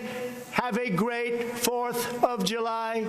I want to thank the Army Band, the National Park Service, the Interior Department, the incredible pilots overhead, and those who are making possible the amazing fireworks display later this evening. Now, as the band plays the battle hymn of the Republic, I invite the First Lady, Vice President and Mrs. Pence, the service secretaries and military leaders. Shout out to everybody watching the live show. You know what time it is. Just wanted to show you guys what it used to be like when the OG Big T, Trump, was the President of the United States. All right, so we're going to watch probably one short version of something. And then we are going to keep moving forward. Okay. We're going to keep moving forward. Smash the like button, subscribe to the channel, and then let's get it. Let's get it. Smash the like button, subscribe to the channel, and let's get it. Let's get it. Let's get it.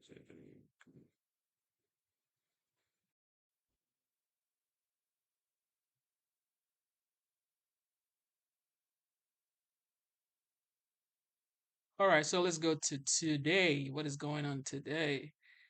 That's what we're about to watch right now.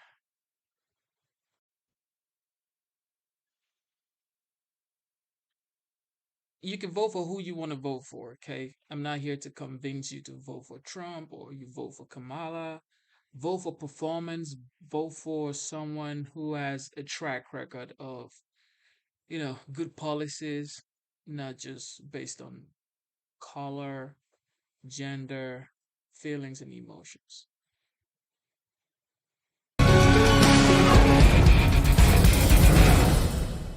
The book goes through not just the presidency, the campaign, your family, and your life. Save America. A horrendous day. You were almost murdered. Yeah. 6-7 weeks ago. 6-7 weeks ago. For the media, it's like it never happened. I'm curious about this. Did George W. Bush ever send you a note or ever call you or anything of that sort? I've gotten so many, I don't know. Yeah. Not much of one. So it's possible. I hated that he got us into the Middle East. I just hated it.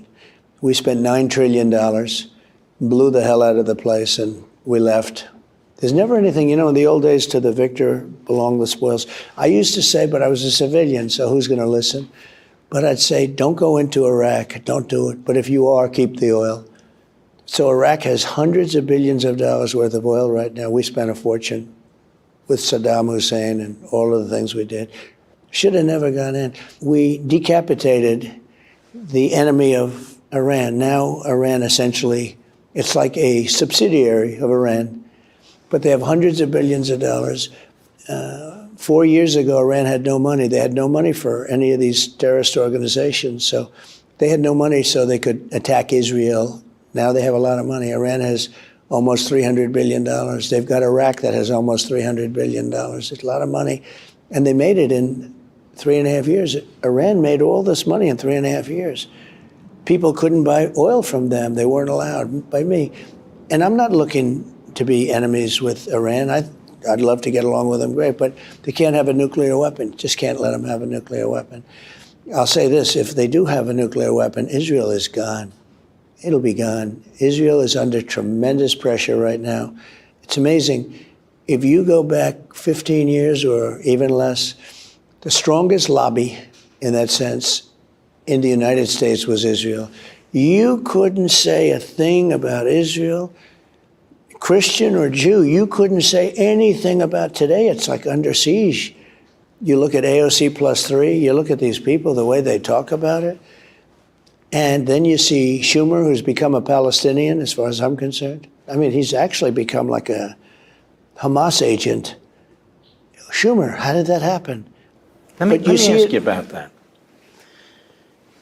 You see the outbreak of anti-Semitism in our streets. Yep. That wasn't happening when you were president, but it didn't happen when I was president. But you signed an executive order extending the Civil Rights Act to cover Jewish students and their free speech, which Jewish students are using now to defend themselves in these Ivy League colleges.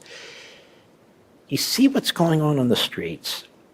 Do you think this administration, they give a speech here and there, do you think they've done enough to fight this? Because colleges are opening now and they're saying it's going to happen again and it's going to get worse and people are running for their lives and they're hiding and so forth. When you see that, what do you think?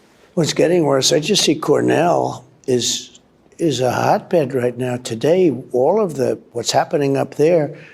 So right now, it's a little bit early, but as colleges are starting to open, Cornell was the occasion, it looks like it's worse than ever.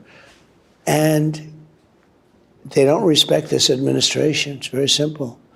The power that you have with all of the endowments and everything else, the big tax breaks that they get, you have tremendous powers. But the heads of these schools seem like either they're weak and pathetic or they're sort of Marxists themselves, fascist Marxists. One of the professors was on from Cornell today, and he was talking about how the head people at the school are almost encouraging the students to destroy the place.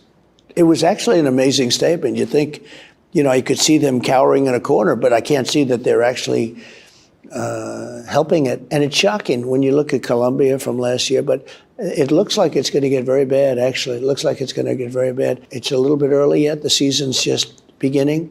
Schools are starting to open up. Most of them haven't opened yet, but the ones that have, it's nasty. It's nasty. And the government does nothing about it. Would you consider federal funds that go into these schools? Yeah, you have tremendous power over those schools. It seems to me we blackmail institutions all the time with federal funds. The Democrats do too, but not here. They just seem to have wide berth to go for it. Well, also speech. I mean, you're not allowed to, if you're Jewish and talking about a positive Jewish event, or whoever you may be, or if you're conservative even, they won't let you speak. So I wrote out an order, a very strong order, and everybody went and spoke. But that doesn't mean they love it. We put a big order that they have to pay massive penalties if they don't let conservatives speak. Mm-hmm. We did a lot for Jewish people because we were able to, turn that tide, but now it's turning back. And Biden does nothing. How a Jewish person can vote for a Democrat, but specifically somebody like Kamala, she wouldn't even meet with Bibi when he was, he came over, he's the prime minister of Israel. He's in a war. We're heavily invested in that war. People are dying. October 7th was a horrific day, just horrific. And now you see people that are picketing, they're saying no such thing ever happened. They did that with the Holocaust too. They said there was no Holocaust. But this one was right next to us because we saw it. We saw it. You saw it. Everybody saw it. They saw it. I don't imagine they aren't thinking straight. They must know it happened. But they are. I think, they're interviewing people that are rioting. What about October 7th? It never happened. Now, either they're conning us or they really believe it never happened, and that's maybe worse. But what's happened is amazing. What's happened to our country is amazing. We had a country 4 years ago, we were respected as a country. We're not respected anymore. So many bad decisions. The worst in terms of prestige was Afghanistan. It was handled so badly. I'm convinced Putin would have never gone in if I were president. But even with Biden as president, if he didn't do the Afghan and not getting out, I was getting out. I would have been out faster than him. I'm the one that prepared to get out, but I would have kept Bagram, the big Air Force base, which is 1 hour from where China makes its nuclear weapons. It's a massive base that we built many years ago with billions and billions of dollars. Runways that are the most powerful anywhere in the world. They can carry more cargo than any other runway. You know, the massive, thick concrete goes down to almost China, which is right next door. But big, heavy slab concrete runways. You almost couldn't build something like that today. We walked away, and one day it's gone, and China now occupies it.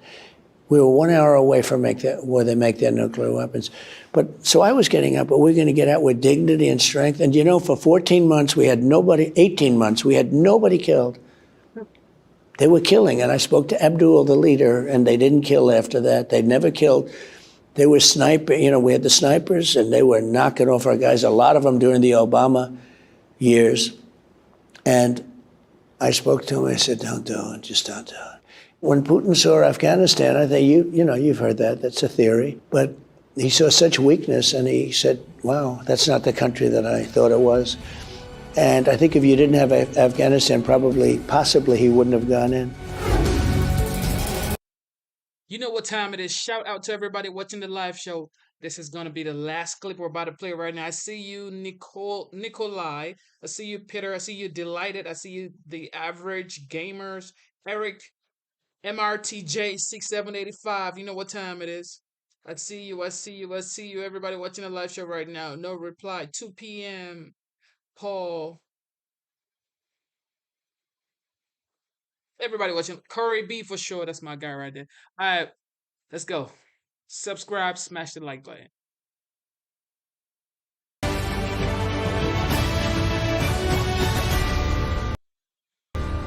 Amid some major twists and turns in the presidential race, former President Trump brought back his former 2016 campaign manager. So will there be changes to the campaign strategy? Joining me now, Trump Vance campaign senior official Corey Lewandowski. Good to see you, Corey. Thank you. Good morning. Okay, so let's start here. You are back freshly with the campaign. Is it your sense that there will be changes at the top? Is there going to be a new strategy? Have you made suggestions? What's your role so far? Well, no changes at the top, Shannon. Look, I have the opportunity to work with Susie Wiles and Chris LaCivita. I like to call us the three amigos. We are solely focused on one thing, which is making sure Donald Trump has the opportunity to lay out his vision for America over the next 9 weeks and let the American people go to the ballot to understand what's at stake here. And so no changes at the top. But what we have seen from Donald Trump and what I've always recommended is his ability to get in front of the American people. And he has traversed these battleground states, whether it's Michigan or Wisconsin, Pennsylvania. You know, you have seen a schedule which has been a gauntlet and you juxtapose that to where the Harris-Walz campaign has been. Really, they haven't been on the road. They've been waiting for the unofficial summer to end. They've done one interview in 40 days, which really wasn't a hard-hitting interview. So when you put the two campaigns side by side, there is no question that Donald Trump is outworking, out talking about policy, and outmaneuvering the Biden-Harris-Walz machine. Well, we're going to talk about the momentum, though, that seems to be running in their direction, at least now coming off the convention and with the ticket shakeup. We'll get to the polls in just a minute, but I want to start here. This race is a totally different one than it was a few weeks ago. You've got a different opponent. You got to look at this differently. Politico reports this privately. Trump has suggested he understands that he could lose in November if he does not dramatically change his approach to the race. What's the internal assessment about a pivot, a change? Will we see a different strategy? No, absolutely not. Look, honestly, I think she's a much easier opponent. You know why? Because she is saddled by and accountable to the American people for all of the failures for the last 3.5 years under the Biden administration. What we see now is she's trying to change her positions. I know we'll talk about that, but how is she not being held accountable for all of the failures, whether it's the economic calamity that has faced this country, whether it's the national security calamity, whether it's the homeland security issues? You know, we have seen an open border. Just last week, Shannon, we've seen the 3-year anniversary of the disastrous Afghanistan withdrawal and the 13 Americans who were killed under her watch. And not only was she the last person in the room, but she was proud of that and asked in an individual interview this week if she has any regrets. She said no. So look, our position isn't changing. Donald Trump has been very clear. His values haven't shifted. His positions haven't shifted. He's been very clear. We're going to close the border. We're going to provide economic security for the American people, and you'll be better off under the Trump administration than you would under a Harris administration, and we have the record to prove it. So that succinct summary that you give is one that a lot of President Trump's supporters would like to hear him also giving, and they're frustrated that he seems to be drawn off message quite a bit. Here are a couple of opinion columns. They say Trump's biggest pitfall is his inability to focus on his opponent in any serious way. Because of Trump's severe obsession with himself, he's been unable to expose and exploit Harris's weakness. Another one says his odds of victory will increase if he can find the self-discipline to bury his ego and talk incessantly, as you just did, about issues voters care about, such as the economy, inflation, crime, illegal immigration, and Harris's promised tax increase. We're just days away from early voting starting. You know you have the base, but those things that you touched on, they may be more appealing to independents, to suburban women, people that you need in a race this tight. Shannon, listen, Donald Trump has had the opportunity over the course of the last multiple weeks to do very specific policy speeches. He'll be doing another one this week. He went to the border. I had the privilege to be there. Listened to the families who have been devastated by the Biden-Harris administration, who lost loved ones on that border because of the crisis that we continue to see. Donald Trump is giving specific policy speeches. And again, you mentioned it in your last segment. No policy speeches on the Harris website. It's amazing to me that she has not been held accountable by most of the mainstream media for that. She has a continuously shifting position. She's a bit like a chameleon. She decides to say whatever she wants depending on who she's in front of. And the question is, what position does she really have, and when will she be held accountable for it? So in the meantime, let's talk about those polls, which have been shifting. Our polls this week on swing states show a shift in favor of the vice president. Very tight. Most of these polls are within the margin of error, but USA Today and Suffolk University say the shift they've now seen, giving her a national lead, is based on this. They say big shifts among some key demographic groups, traditionally crucial for Democrats, including Hispanic and Black voters and young people. Among those with annual incomes of less than $20,000, the biggest change, a 3-point Trump edge over Biden in June, has become a 23-point Harris advantage over Trump in August. How do you turn around the momentum? Do you have time? Well, Shane, let me just remind the viewers of this. At this point in the race in 2016, Donald Trump was down to Hillary Clinton by an average of 5.9. At this point in the race in 2020, it was 6.9 to Joe Biden. Today, if you look at the Rasmussen poll, Donald Trump has a 4-point lead. We're in the strongest position we've ever been at this point in the race. We have an incredible ground game operation, which is running in our battleground states. We have a candidate who's willing to work 24 hours a day on behalf of the American people. And we feel very good about what our message is, which is economic freedom and economic opportunity for everybody. Because Donald Trump's ability, unlike the Biden-Harris Walz administration, to continue to put regulations and rules on people, is to let people have more of their own money. Donald Trump passed the largest tax cut in American history, which gave more people opportunity. Small businesses got to grow. We had more people working pre-COVID than at any time in American history. That's what we're going to bring to the table. So, you know, the American people have an opportunity come November. They can stay for like they have for the last 3 years and be crushed from economic disastrous, our terrible trade policies, a terrible foreign policy, or they can change the page. They can go back to the way it was under Donald Trump, which was an opportunity for everyone to be successful regardless of their race or their religion, their ethnicity, or their age. Everybody prospered under Donald Trump, and that's what I think the American people want. Well, you're going to get a chance to vet that. The president will on this September 10th debate. There's been a lot of back and forth about whether or not the rules are settled. Let's talk about this. The vice president posted on X this: Donald Trump is surrendering to his advisors who won't allow him to debate with a live microphone. If his own team doesn't have confidence in him, the American people definitely can't. We are running for president of the United States. Let's debate in a transparent way with the microphones on the whole time. Has the microphone thing been settled? Will it be settled? Is everybody showing up on September 10th?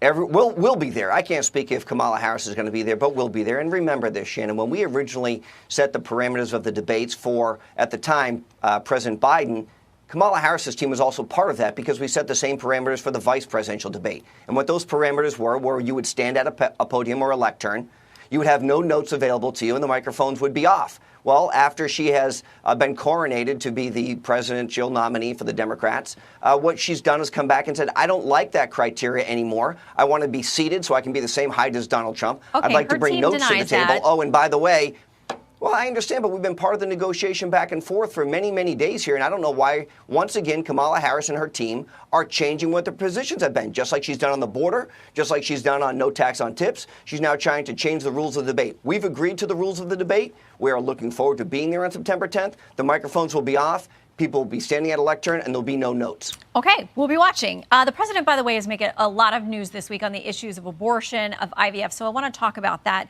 Here's what he told our Brian Yennis Friday about how pro-lifers who are increasingly publicly and privately talking about their frustrations. Here's what the president told Brian Yennis. Oh, I don't think so. I don't think they feel betrayed at all. They love me. I'm the one that got rid of Roe v. Wade.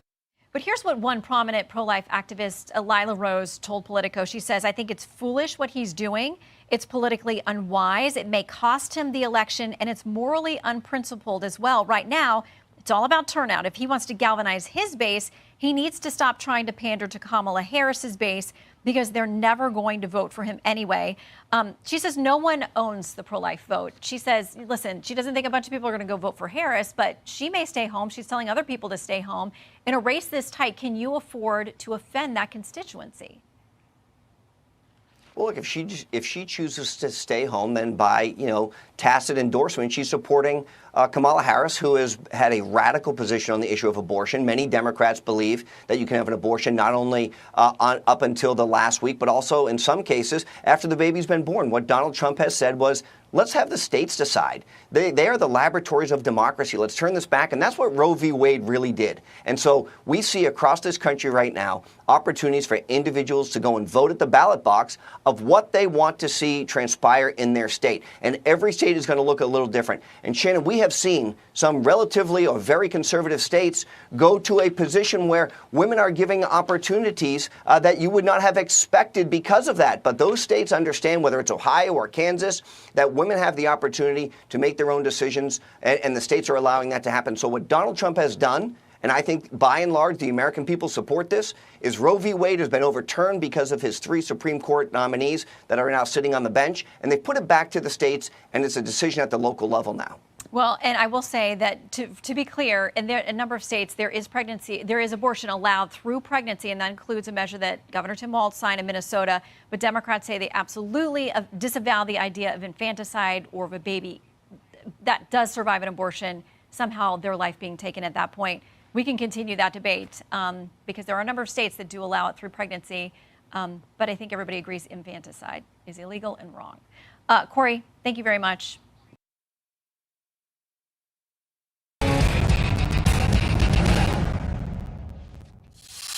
Hello, America. I'm Mark Levin, and this is Life, Liberty, and Levin Sunday. Thanks for being with us. Tonight is part 2 of our special interview with President Donald Trump. Last night, I believe you'll agree, was really compelling. He's got a new book out called Save America. Shout out to everybody watching the live show. You know what time it is. All right. That was the last one, but I know people watch CNN, so let's see. There's only 65 days until Election Day. Both candidates are working hard to win votes in key swing states this Labor Day weekend. Vice President Kamala Harris will be in Michigan tomorrow before joining President Joe Biden in Pittsburgh for an event celebrating the working class. Former President Donald Trump is responding. His Michigan campaign is hosting a video call with some United Auto Workers, although the union is already supporting Harris. Joining us now, Democratic strategist and co-founder of Lift Our Voices, Julie Roginski, and Republican strategist and former White House spokesperson for President George W. Bush, Pete C. Good to have both of you here. Thanks so much. Julie, let's start first with you. We have that new ABC News poll out today, and it shows Vice President Harris with that slight lead over former President Trump, 50% to 46%. This is still a really tight race, though, when you boil it down to the electoral map, to these battleground states. And we're talking about just a small group of people that are persuadable at this point. How does each campaign do that between now and Election Day? You know, this is a turnout election. It's not necessarily much of a persuasion election anymore, to the extent that even Joe Biden, after his disastrous debate performance, the same ABC News poll showed not much movement after the debate performance. So it's pretty much baked in, right? People know what they think about Donald Trump. They may not know as much about Kamala Harris, but they certainly know whether they love Donald Trump or hate him. And so the job for both sides is to turn out their voters at this point. It is not the typical persuasion election that we've seen in previous campaigns because of Donald Trump. And so ultimately, that's why you're seeing Kamala Harris go on this tour on reproductive rights.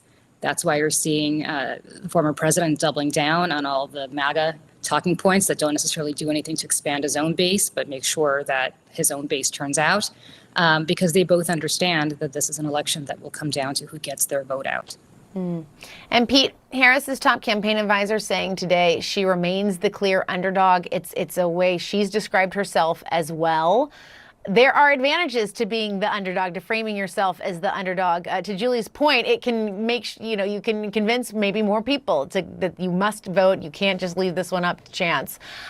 Do you think that is, though, the correct assessment of this situation? Well, a campaign calling their candidate the underdog is a tried and true tactic of campaigns, because you don't want to get overconfident and you don't want to get complacent. And there's been a lot of reasons for the Kamala Harris campaign to be overconfident. There is a burst of enthusiasm behind her candidacy after the switcheroo with Joe Biden. So I think they see it the same way Julie and I see this race, which is it actually is about persuasion. But it's persuading voters to vote, not necessarily to change who they're going to vote for, but it's about persuading them to show up to the ballot box. And that's why you're going to hear more and more rhetoric from both sides that is appealing to their respective bases. That's what they're doing in all these battleground states. They know who their voters are. They've got to turn them out to win. And so, Julie, we have this debate. We're coming up on it, September 10th. How impactful might that be if we continue with this kind of through line that we have in this conversation, that you need to convince your voters to get out and vote? What role does it play in that? Well, the stakes are pretty high for Kamala Harris. Again, it continues to allow her to introduce herself, not just to people who are undecided, although that cohort is incredibly small, but really to the Democratic base to ensure that they turn out. As I said before, it's pretty much baked in for Trump. We know what he is and who he is. You either love him or you hate him. There's really nothing he can do at this point to change your mind one way or the other. And whether the mics are muted or not may be more helpful to Harris to underscore to her own base, to the Democratic base, exactly how toxic he can be when he's allowed to speak without his mic being muted. But at the same time, it's not going to suddenly persuade a whole swath of Trump supporters to say, oh my God, this is not a man that we're not familiar with. And again, as I said earlier, ironically, the polls did not shift all that much despite Biden's debate performance a few months ago. And so I go back to what I said earlier. It's important in the sense that it allows her to reintroduce herself, or to introduce herself for the first time to people who may not be that familiar with her, but really more to gin up enthusiasm among low propensity voters on the Democratic side, and to bring some of them home who may not be 100% in the Democratic camp yet, but who typically should be voting Democratic because of their history demographically. And Pete, I just want to get your thoughts on the debate as well. Yeah, it's baked in on both sides. Go back to the ABC poll that you referenced. If we dig deeper, 96% of voters who say they are not supporting Kamala Harris today say they're not going to. They're not going to go her way. 97% who are not supporting Donald Trump today are not going to support him when Election Day rolls around. So I think for Kamala Harris, this debate is about platitudes. She doesn't want to get into the policy weeds. She's going to be as vague as possible because she's trying to rekindle the Obama magic.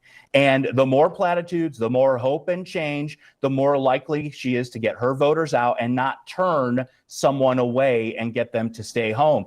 Donald Trump, on the other hand, it's really about body language for him. Yeah, he needs to remind the American people that they were better off economically when he was president, but he has to be careful about how he debates against Kamala Harris. She is not Hillary Clinton. She doesn't come into this with sky-high disapproval ratings. And so he has to be very, very careful about his words and his body language. It's going to be interesting to see. All right. Julie Roginski and Pete Seat, our thanks to both of you.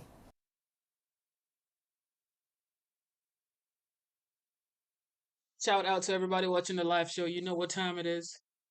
All right, so it is what it is. We've seen the tides flow in two different places. We've played part of CNN, part of Fox. Smash the like button, subscribe to the channel. It is time we say goodbye for today. We'll be back in like 6-7 hours. You know what time it is. Thank you so much to everybody watching the live show. MRTJ6785, Eric, Bob Smith, Your Keys Radio, something like that. The Average Gamer, Paul, I see you. Bob Smith, Delighted. Who else, man? Curry B, that's my guy right there. Natsarim Nazareth. God bless you. I'm sorry if I didn't pronounce your name right. Weaponized trombone. Uh, Look, everybody listening, everybody watching, you guys are the best, absolute best. God bless you. God bless your family. Have a wonderful night. It is currently 4:13 a.m. over here. Time to go to sleep, okay? Well, today is Labor Day. Happy, happy, happy holidays. Enjoy your Labor Day. Have a good time with your family, with your kids, with your wife, with your mom, with your dad, with your neighbors, with your society. Have a wonderful meal, okay? Cook, drink, dine, just relax, okay? It's holiday, all right? Relax. Okay, smash the like button, subscribe to the channel. Thank you guys so much. You guys are the best. Instead of looking for perfection, seek for consistency. Okay? Instead of looking for perfection, seek for consistency. God bless you. God bless you. God bless you guys. Appreciate you guys. You guys are the best. It's good vibes over here, okay? It is good vibes over here. We're not here to put anybody down. We're not here to tear anybody down. We're not here to just, if you're voting for Kamala, fine. If you're voting for Big T, OG Trump, fine, okay? If you're voting for Comrade, it is fine. If you're voting for OG Trump, it is still fine, all right? We're gonna, we're still gonna live our lives regardless of who wins. We're just gonna have a better policy if some other people win and a bad policy if somebody else wins. That's how it works. All right. God bless you. God bless you. God bless you. Have a wonderful day. I respect you guys. I appreciate you guys. And I cherish you guys. I love you guys. God bless you. God bless you.